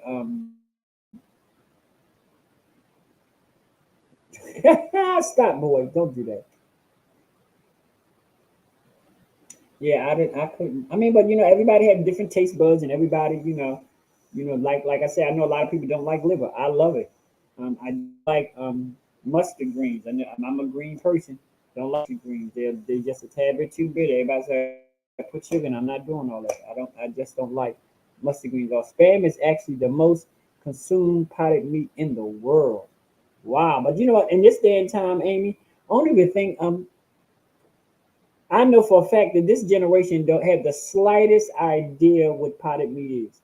They ain't never seen it, they ain't never heard it. But when I was growing up, honey, potted meat was a lifesaver. Honey, you get that two slices of bread on it, put some mayonnaise or some mustard on it, put that potted meat on it, honey, and there you go, a sandwich. Oh, it's the most I never knew that. Yeah, guys. See, thank you, Eric. See, I know I ain't gonna be good, but Eric is like he's like the heart of the Nighthawk Network. Honey, girl, I did the spam, I did the cream of wheat, I did the potted meat, I did the um back in the day I loved I loved, honey. I loved government cheese, honey. That stuff made the best macaroni and cheese and the best grilled cheese going, honey. Don't ever be no fool. Some of you may not have been around that time, honey. Um, yeah, Miss Pat, sardines, potted meat on crackers.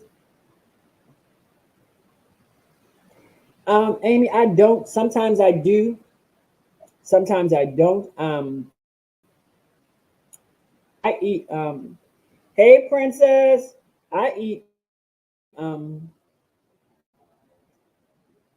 I eat black eyed peas anytime of the year. I'm a weird. I'm a different kind of person. I can eat soup anytime of the year. I can eat soup in the damn summertime. I don't have a schedule that locks me into what I'm going to eat and when I'm going to eat it, with an exception to things that are seasonal. But then that really doesn't even create an issue because most things that are seasonal, you can find them in the frozen food section. So I really don't have a time that I eat certain things. Well, I'll never eat pumpkin pie. 'Cause pumpkin pie, like, my opinion, my show, my thoughts. It's all on me. Hey, Midge, what's going on? Oh, so yeah, we're gonna let Eric be in charge of that. I think I love the idea. And I'm still gonna go back to that initial question that I asked earlier because I still want a little bit more input. And the question was simply, when did it become okay to disrespect our elders?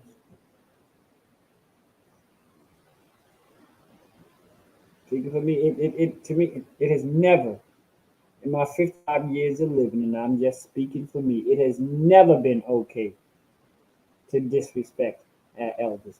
Period.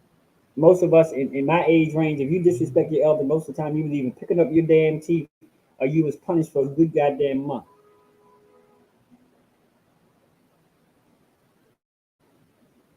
I sure do. I don't have no time limit on when I'm gonna make shit and when I can't make shit. It could be 90 degrees outside. If I have a taste for damn chicken noodle soup, that's what I'm gonna make.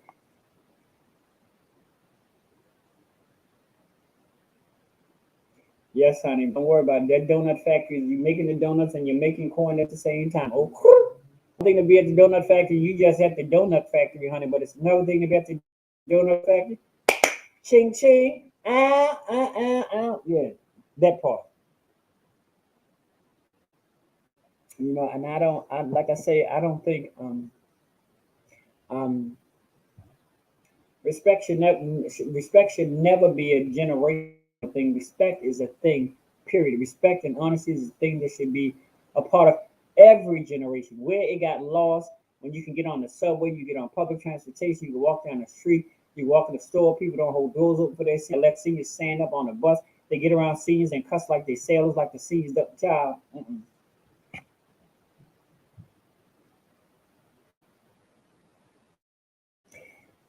Eric, you are so right. That's me. It has never been acceptable to disrespect our elders because without them, there would be no us. Plain and simple.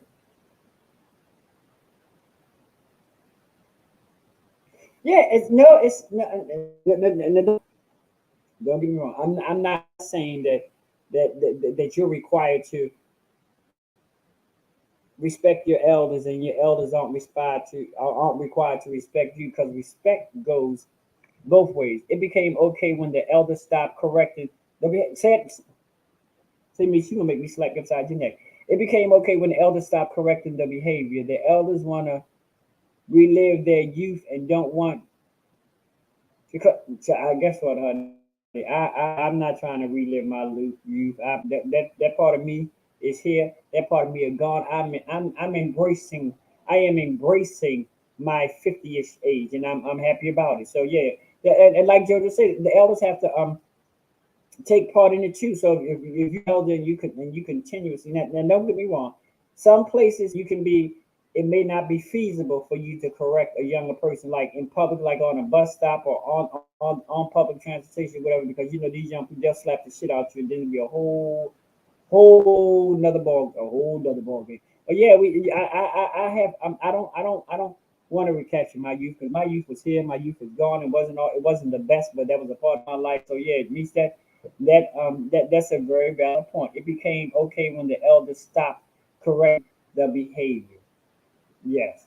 And then, but ask yourself a question. Do you think some elders stopped correcting the behavior because they didn't want the backlash that would come from these younger parents? And can't anybody tell my child this, anybody tell my child that, blah blah. And I understand that's your thing, but that's your thing. Can't anybody do this to your child? Can't anybody do that to your child? But then you also have to realize you need to tell your child that your child has a place and a thing that he or she has to do because it's no good. These young kids around here be walking to the store by themselves and cursing terrible. They look like they could be seven. And and the sad thing about it is, Miss Pat, I think some of those kids who walk up and down the street who cuss like that, they cuss like that at home. Because you know what? When I was 7, 8 years old, I was scared as hell to walk outside of my house and maybe I was cussing with anywhere because Miss Lula May across the street or Miss Grace over here or Miss Barbara Jean over here, and she heard everybody. And that's what it was. But now people, you don't hit my child. But, girl, let me tell you something.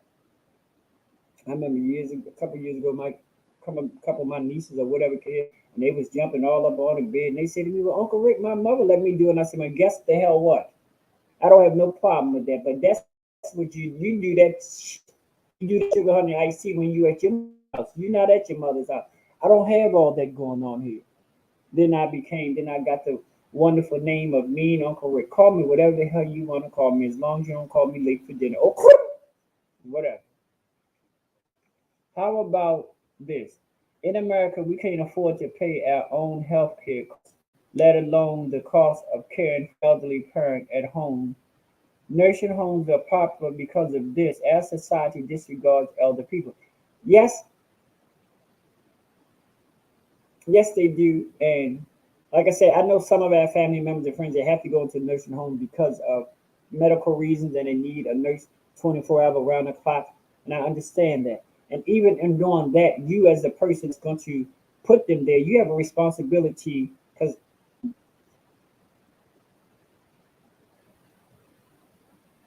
I'm in the process of transitioning my brother into a nursing home.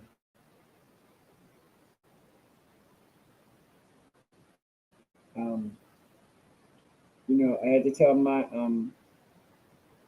had to tell him, I can't do what I've done with some of my other siblings. I can't have him here per se, but I can take on the responsibility to go and check out the nursing home and make sure, making pop up visits. But now that's not even a might not even be a feasible thing because of this COVID. I mean, you might not have the opportunity. So the only thing that I would have to my disposal is getting reviews on nursing homes. But that's something that's very very wise to do. When Big Mama is 45, child. Oh, here we go. See me. She always do it to me, but I like it, honey. I like it, honey. I like her. I like all of this. When Big Mama is 45, child is 30, grandchildren 15. Then Big Mama is dating Smurfing the grandbaby's friend. No, no. That's. But then you ask yourself a question.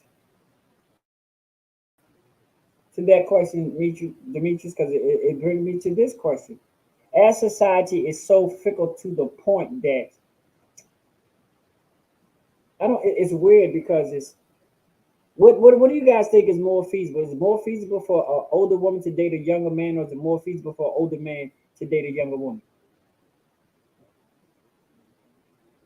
Oh yeah, girl, that was a given. That was a given. But you can't.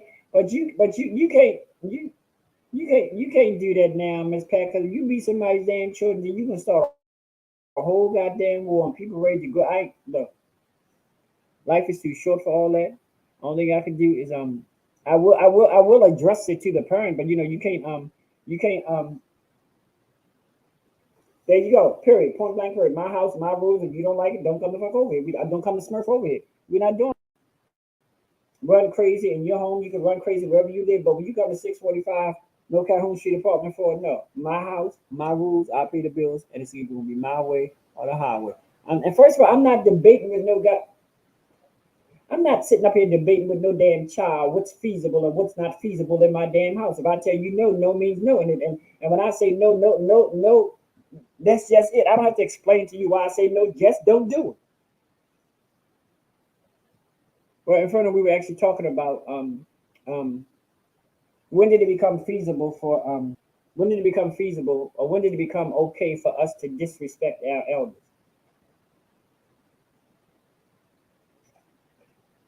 Yeah, the neighbors would used to beat us, and we're scared, and we were scared to do. But you can't do that now. You beat somebody, children, you going to jail. They're gonna sue you.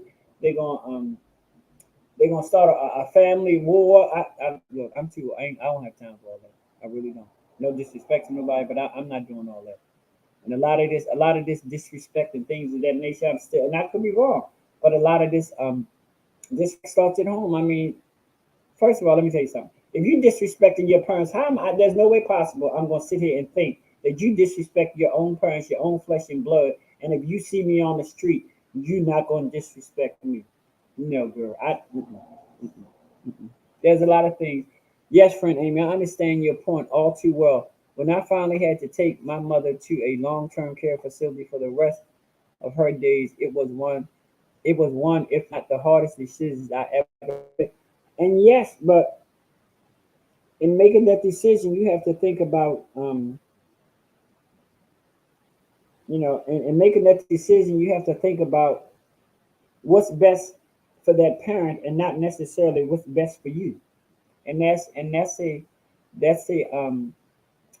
very hard topic to that's something very hard because everybody wants their mom and wants to be a serious part of their mom's life. And I've seen, yeah, here we go, y'all. See, y'all got me going. I've seen a lot of people who put parents in nursing homes or grandparents or whatever in nursing homes, and then that's it. They won't go see them. They won't be a part of their lives, and that's very hard on grandparents and brothers and sisters, because sometimes the way things are going now, we have to end up putting brothers and sisters in nursing homes and things of that nature. So yes, that's a very hard pill to swallow. I feel it should be respect both parties in the household between the parents and their children. Family members, no matter who pays the bills, are trying their best. Respect. Yeah, yeah. No, no, no, no, let me say this, Jojo. Yes, respect is respect, but you're not. I'm going to respect my children. I've always respect my children, but my thing is, you're not going to just blatantly disrespect me and think that it's cool, and vice versa. I'm not going to blatantly disrespect you because, like you say, respect is like this, boom and boom. But at any given time, you have to be respect is not something that you're born with. Respect is something that you earn. Respect is people teach you how to see this disrespectful nature becomes popular when our generation rules of come on, here we go. Relax the rules of raising children. We wanted to be their friends, or better yet, grandma raised our kids, or the TV did for those who were single working parents. And you are so correct. You are 199.99% correct, me. Yeah. They relax the rules, and the first thing they say was, well, you know what? It's a different time. Guess what? I don't care what time you in. Respect is smurfing respect. Respect. Time don't supersede respect. Respect is just respect. You ain't gonna tell me that. Oh well, in 1987, yeah, no respect. Listen, write this down in your book. Okay? You want something to write this date, honey? Pow, boom. And I said that conversation. Respect and honesty has no expiration date. Listen to me, boo. Read my lips. Respect and honesty has no expiration date. You ain't gonna see recently it's gonna be expect 9/29, 2025. No respect or honesty has no expiration date. I'm sorry. That's so true because I was in a nursing home after I had my second stroke, and people started playing with doll babies because their family never came to visit. I felt so bad for them, especially on Sunday. Yes, it's you know I think it becomes very detrimental to somebody. And this is just my opinion. Keep in mind, all everything that I say on this show, they're strictly my opinions. They don't have anything to do with anybody associated with the show. Blah blah. They're my opinion. I think that's very detrimental, and it can become very hard on people, especially if these are people who are family oriented. They're always around their family. I just say when you put them in these places, put them there without throwing them away. Come on here, somebody. Go. You can put them there without throwing them. Just like I tell my look, I'm the youngest of 10. It's two of us left, and I tell my siblings all the time, look, if such and such do this, and such and such do that. It's enough of us that we can sit around here and we can come up with a schedule. Everybody, one person go. So, but their lives ever, and they don't have time for nobody else but them, and blah blah blah blah blah. But I'm not that kind of person. Like I said, I know that when what became very hard for me, my father was in a nursing home, long term care facility.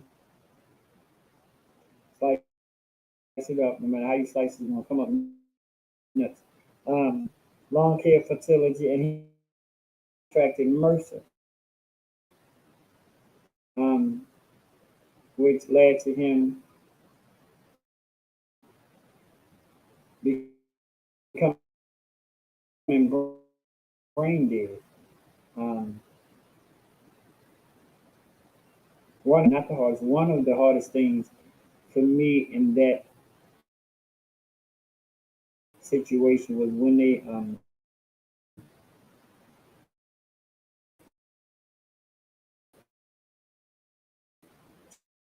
took him to the hospital. They had to put him in a coma, um, a medically induced coma. Um, it wasn't easy. It wasn't an easy process for me. I can't speak for my siblings. I don't know what they were going through. I'm not even going to get into that. Um, we had to meet at the hospital on a certain day at a certain time to decide um, if it was feasible to take my father off life support. And keep in mind, it was nine of us then. One of my brothers had already transitioned. It was nine of us then. None of my siblings showed up. None of them. We had all talked prior that we were going to go there on this day. Boom, boom, boom. So we collectively, as a family, can decide what to do. Now here's the dilemma. We were supposed to meet there. Keep in mind, my father was in Annapolis. I'm in Baltimore. It's probably 35 to 40 minute car ride. And keep in mind, it's a hour and a half to 2 hour bus and light rail ride, which I did at the time. I put the bus and the light rail. And when I got my steps were there. Um, but of course, they didn't have the power or to say whether or not they were going to take my father off the machine or not, because if they did, we was going to have a real slight problem. I was going to say Houston, it's there is a problem, so they didn't. Keep in mind, I was the only one that showed up, and um, so the final decision was on me. I told the doctor, I said,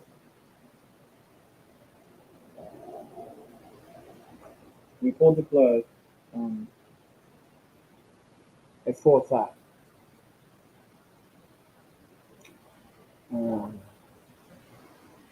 My father transitioned at 11:59.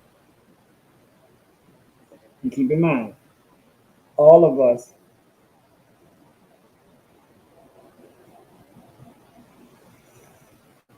all of us were supposed to be there. Nobody showed up but me.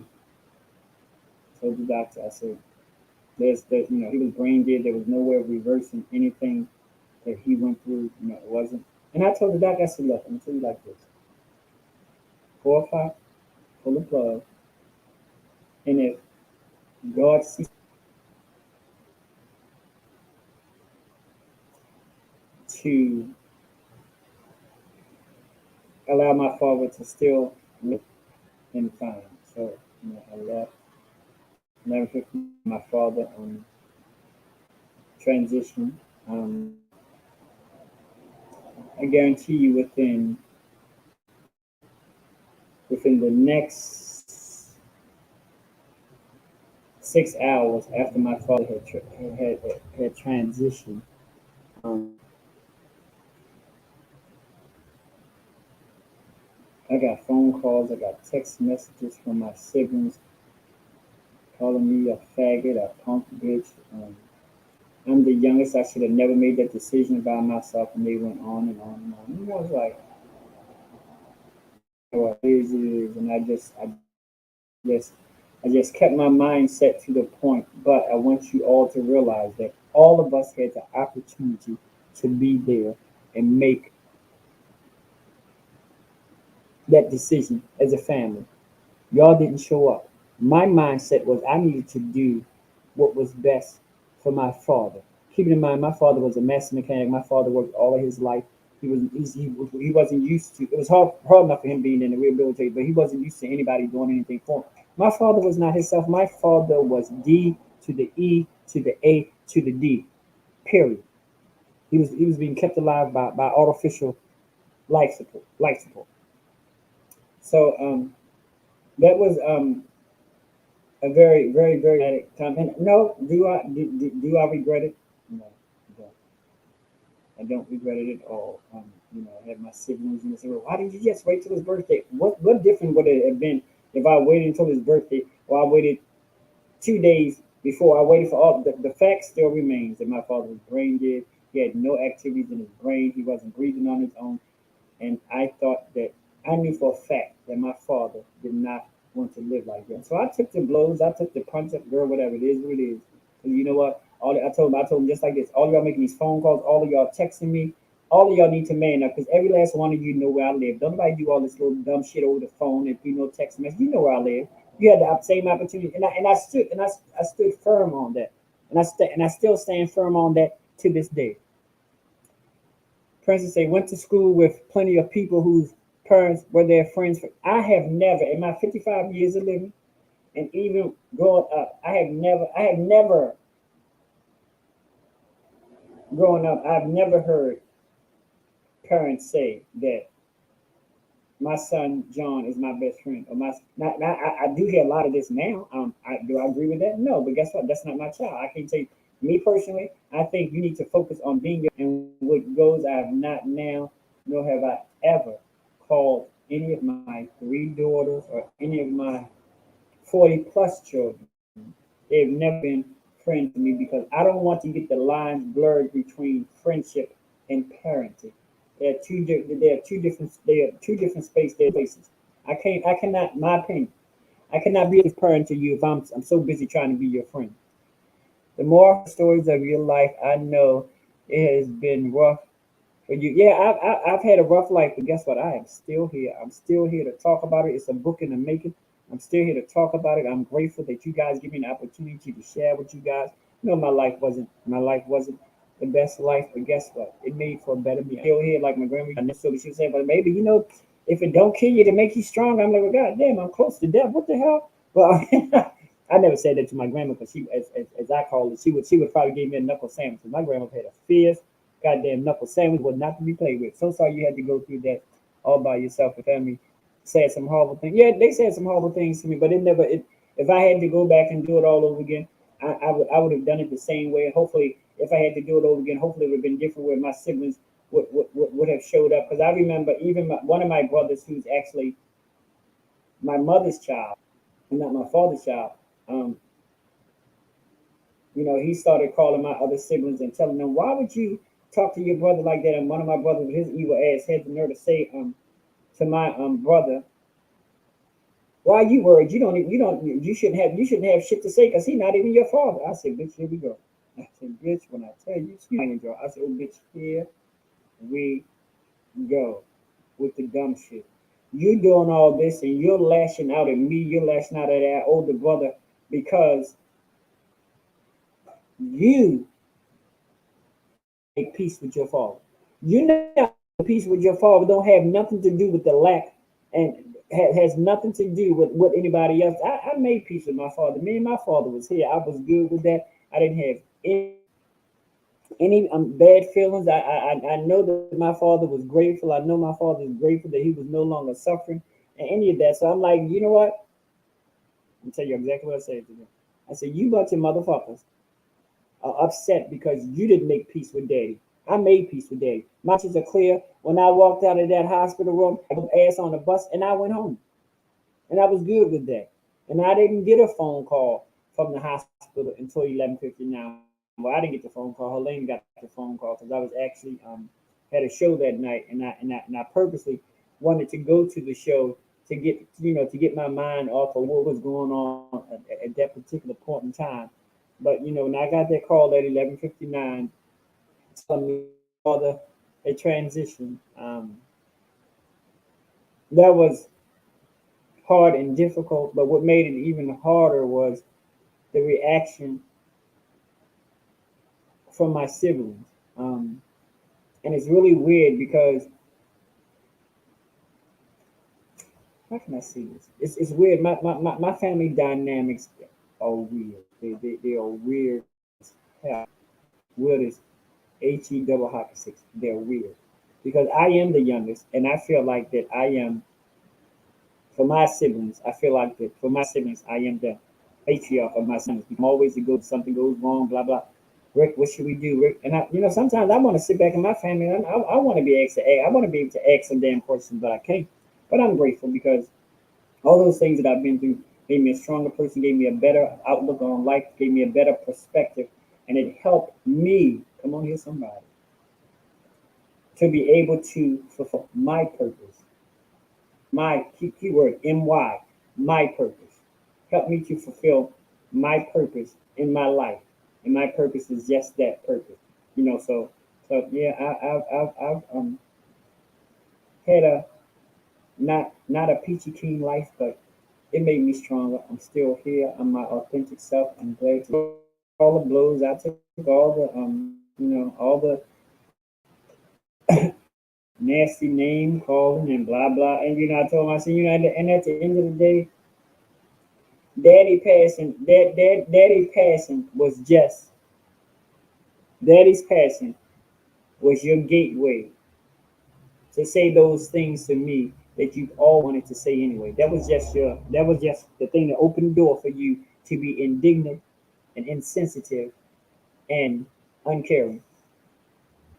I feel you, AJ. My other siblings on my late father's side abandoned my sister and I over 30 years ago after his death. Throughout the years, I see some of them, but unsuccessfully. Now I don't even see thought to them anymore, which is so glad. And let me tell you something. It's three things, and this is just my thing in life that would either bring a family together. Listen to me, write this down if you want to. There's three things in life that will either bring a family together or destroy a family. And let's listen to it. The birth of a child will bring the family together or destroy it. A wedding will bring the family together or destroy the family. And a funeral. And I've learned this the hard way, and I tell people all the time.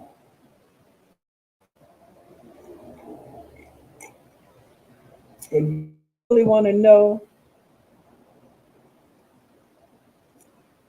uh,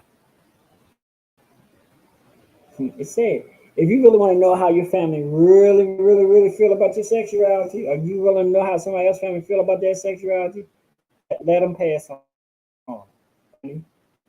I've had close friends of mine who passed on, and their parents had private funerals, private services, wouldn't let their lovers come, wouldn't let their gay friends come. I was like, oh god, so that's how you really felt about your child. They be wearing the mask. I remember one of my friends passed away. We was in the process of going to view the body, and the mother had called the funeral home and told them. I think it was like maybe an hour, 45 minutes to an hour into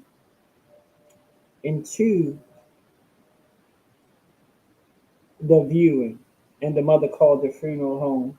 I'm so old. The funeral parlor, funeral home, and told them to not let anybody else come in and view the body. Um, a transgender friend of mine who passed on, she was laid out as herself, beautiful, of course. And that homegoing service took me a little differently because everybody there respected her, her authentic self. But her brother took it upon himself to get in the pulpit and say, I don't care what y'all call him, he is always going to be. I said, well, Lord have mercy. I wasn't him. I don't know what was going through his mind, but I felt about that small. I was like, oh, wow, that is. I said to myself, you are disrespecting your sister more than you could ever know. And then you sit up in, and then you had to sit up in the pulpit. Girl, let me tell you something, brother. You sat up in the pulpit and started talking and that's right. As soon as I leave this service, I'm going on a multi-million-dollar contract. You what? No more. You ready to go sign a multi-million-dollar contract, and we all around here collecting money to lay your sister to rest. But you ready to sign up, boy?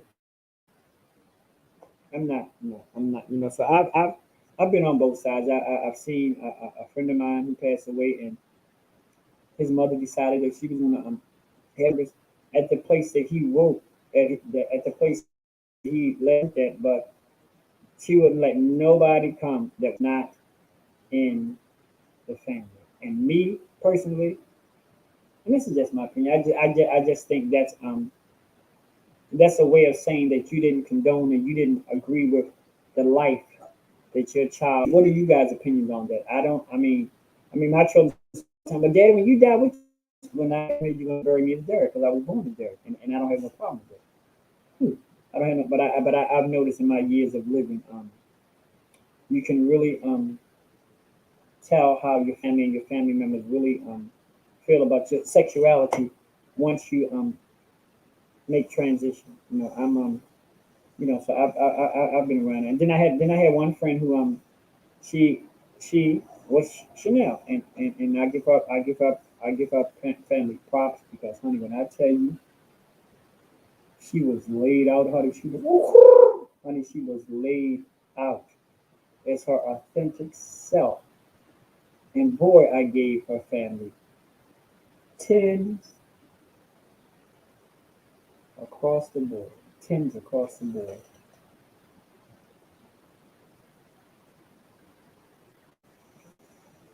And you know what? Guess what, Jojo, you got me now. You got me now. So we are distance apart, but we got that wonderful thing called technology, honey. Oh, yeah, I've experienced that. Um, but it made for a stronger me. I think that we need to make it plain in our directives in our wills and everything, how we want to be presented when we transition. I think that's very important, and that's our saving grace at this particular point in time to have it in writing. Um, I can remember a time here in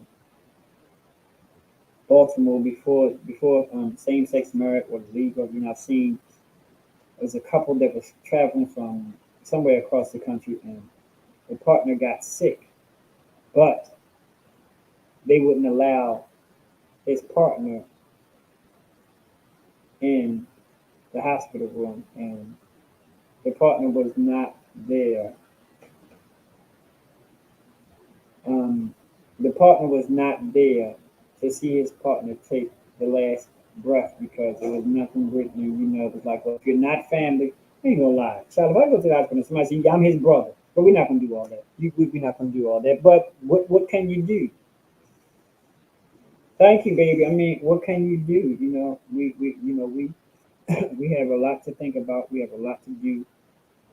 We still have a lot of work to do, but I'm grateful that we're at a place that we still have work to do.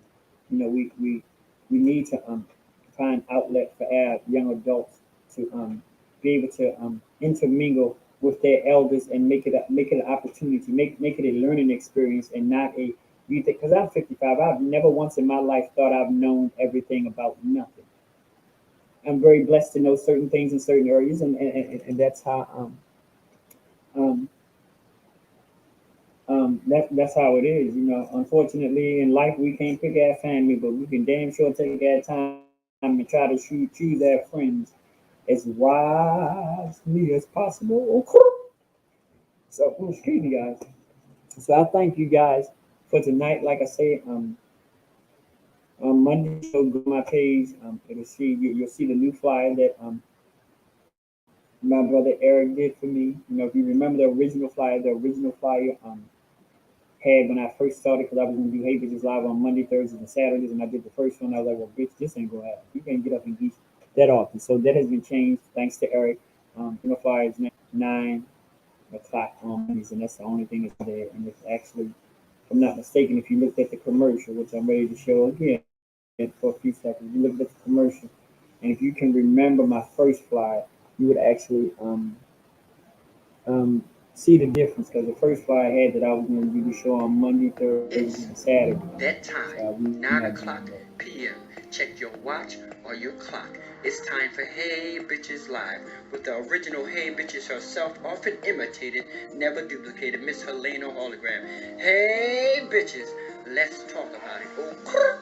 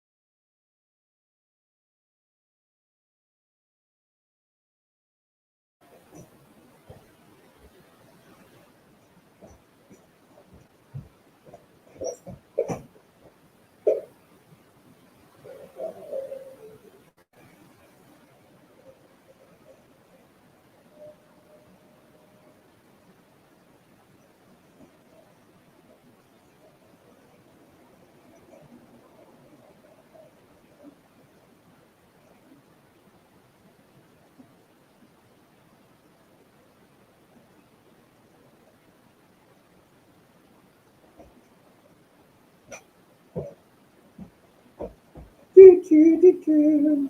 I'm back. Again, we thank Eric Buckler for that wonderful commercial. Okay, yes, baby, yes. We're grateful for that. I'm grateful for you. I know I always say this, but it's important. It's important for me. Thank you. That was courtesy of Eric Buckner, Princess. Yeah, she said I like the commercial. Yeah, I mean I've seen every. Yes, it's very important that we. Thank you, JoJo. You're one of a kind, Helena. Thank you, baby. Yes, it's very important that that we have a will, because in that way you can be sure that you can be laid to rest the way that you want to be laid to rest. You don't have to worry about. Honey, I've seen people like my my my sister passed. Let me tell you something, honey. She wasn't even in the ground. She probably was still on the slab somewhere. I'm not saying that derogatory. Don't get me wrong. No, I'm not. She wasn't even in the ground, and honey, people started. Hello, you can't hear me? What happened? Let me see. My mic is still on. Let me see, Miss Pat. Let me turn this up some and see if this will help.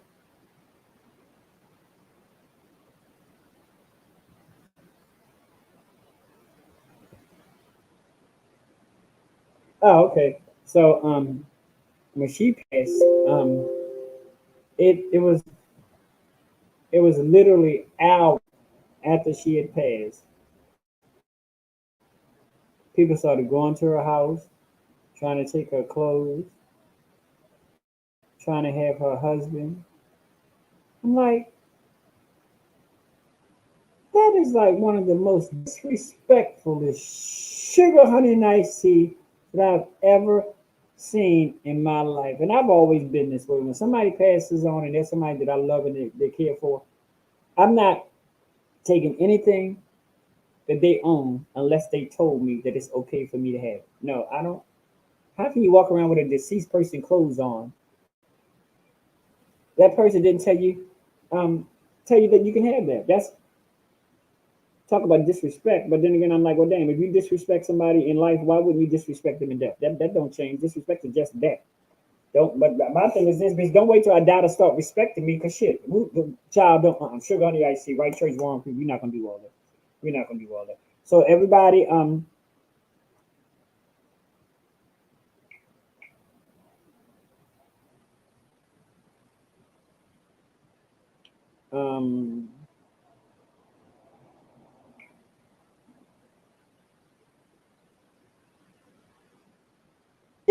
I'm just at the point now, Miss Pat, that I can't mentally it would be very um it wouldn't be feasible for me. I can't I just we'll talk about that later on. Miss Pat can talk about it. Um you can call me and we can talk about it there. I think I have to call Eric when I get off here tonight. So you guys we're gonna do a recap real quick. Remember, Monday is Selena's 10th episode. I'm grateful to do 10 shows. So that means that I've been doing this over 2 months, going on 3 months. We're gonna do a recap of all shows that led up to the 10th show. And then if you go to my page, you'll see what the topics are going to be on the page. And I really think that I want to revisit during the recap. I do think I'll revisit the jail letters because we didn't get to them as deep as I wanted to. Because when I was talking about jail letters, I wanted to talk about jail letters as far as knowing somebody that you was probably dealing with before they as I always call it, before they went to the other side, and you still correspond. And then there are people who met people in jail through pen pals or whatever the case, and started corresponding with them that way. So I do think on Monday we are gonna revisit jail letters again. I hope that's okay with you guys because we didn't get to as in depth in it as I wanted to. So and Monday is the best time to do that because we are recapping shows, and we're gonna spend some time on some things that me myself felt as though that we could have gotten a little more in depth with. And jail letters will be one of the topics that we'll be discussing on Monday. Well, we'll be recapping it. Um, there's some things like we talked about go-go music. Eric was blessed to find a wonderful go-go station. Um, we talked about relationships. We talked about the leather community. So I'm gonna go back and look at the shows, and we're gonna recap them, and we're gonna have one or two topics that we're gonna talk about. on Monday. And like I said, if you guys have topics or suggestions for show topics that you want to talk about, inbox me. If you have my number, call me. I'm here for it. Your input is very, very vital and very important to this podcast because without you, there will be, excuse me, there will be no input to you guys. Next Sunday will be the gospel concert, and we will be having Mother Helena hologram, and her special guest will be D hologram, um, Mr. D hologram. So that should be awesome. Um, I'm excited about that. I'm excited, like I say, I'm excited about to be a part of the Nighthawk Network. Y'all, please remember that my brother Eric Buckner has Get Off My Lawn on Tuesdays at 8:30 p.m. He has his wonderful the Nighthawk Network After Dark, which talks about things um, that we wouldn't talk about during regular hours. To those of you in the Nighthawk Network support group, stay tuned for the world premiere of the new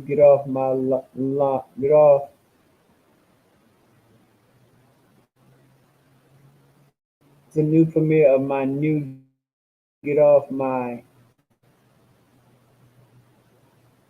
I hope that means Get Off My Lawn, Eric, opening intro. Yeah, Miss Pat, I've seen people do that who gonna be disrespectful in that matter. So and be stay tuned because I got some more commercials coming from my brother that I'm grateful for. I'm grateful for you guys. I love you guys. Like I say, if you have any questions or concerns or things that you would like to see topics on this side of the Nighthawk Network, let me know and we can most definitely be a part of it. I'm grateful for tonight because one thing I did come on and I prayed before the show, asked God to lead and guide me and direct me, and I'm glad that He allowed you guys to comment and feel free about your comments and things that were on your mind pertaining to the topics at hand. I love you guys from the bottom of my heart. I love each of you to death. Excuse me. Correct. No, I don't. I love each of you to life. I stopped saying that a long time ago. I love each of you to life. I pray for prosperity. I pray for good health. I pray for sound mind. I pray for articulation of speech. I pray for the ability to be sound minded. Have voices, have people. I know what you meant, Eric, but I was like, okay, now you saw the new show called Get Off My Live. What the hell is you trying to say, honey? Oh, that's a cute little title. Don't get off my live, bitch. Oh, get off my live, yeah. Yes. So you guys, I thank you. I thank you. I thank you. I look forward to seeing you guys. Elena looks forward to seeing you guys on Monday for Hey Bitches Live, honey. Often imitated, never motherfucking never smurfing duplicated. I gotta keep on remembering to say smurfing instead of so you guys know what I mean, and I'll say itch for just we have a responsibility, and our responsibility is to make sure that we keep things as real as possible. We don't have to paraphrase little things here and there, but you'll know what I'm talking about. My cousin died a few years ago. Her sister was a crack addict. I was working at the same funeral home that Toya was at because I went to school for mortuary science. While I was doing her makeup and her hair, her sister took the outfit she had on and wore it to the funeral. I was done and so mad. I had the family to bring in a white outfit because the suit my cousin had on was dark. I couldn't believe she had that suit. So, one thing I realized in life, and I'm glad that God realized, when people are addicted, you need to begin to begin to separate um, what's naturally them and what's the drug. If you've been blessed to be around certain people for a long period of time, you know the difference, and you know the different reactions when they're high to when they're sober.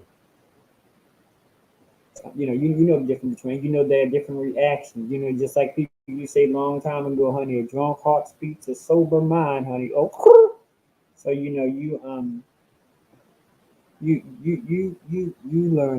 difference That's sad, Miss Pat. I don't know. I've seen it. And the sad part about it, then is, the sad part about it is not even always family members. You have some people that work in a funeral home that be stealing. Here we go. But we'll talk about that at a later date. But you guys, I love y'all. That would be a good shade, Real Housewives vibe on live video segment. Get off my lap. Bitch, I'm trying to tell you, I'll be here for it. I'll be here for it. I'll be here for it. Jojo, love you. Princess, love you. Eric, love you. Miss Pat, Lemiche, love you. Tracy, love you. I love you guys. I love you guys. Amy, both Amy's, I love you. I love all you guys. All you guys be good. Remember to always keep your creator first and foremost. In all thy ways, acknowledge him, and I guarantee you, he will direct your path if you acknowledge him. I love y'all. Like I said, I'm grateful that I did pray before the show was made. It's bringing some positive vibes and put me in a positive place to share with you in a positive manner. Love you guys. Eric will be hitting you guys up soon as far as the tutorial. I'm glad about that. Love you guys. Be good. It's that I'm time, keeping you 9 guys. o'clock p.m. Check your watch or your clock. It's time for Hey Bitches Live with the original Hey Bitches herself, often imitated, never duplicated, Miss Helena Hologram. Hey Bitches, let's talk about it. Oh,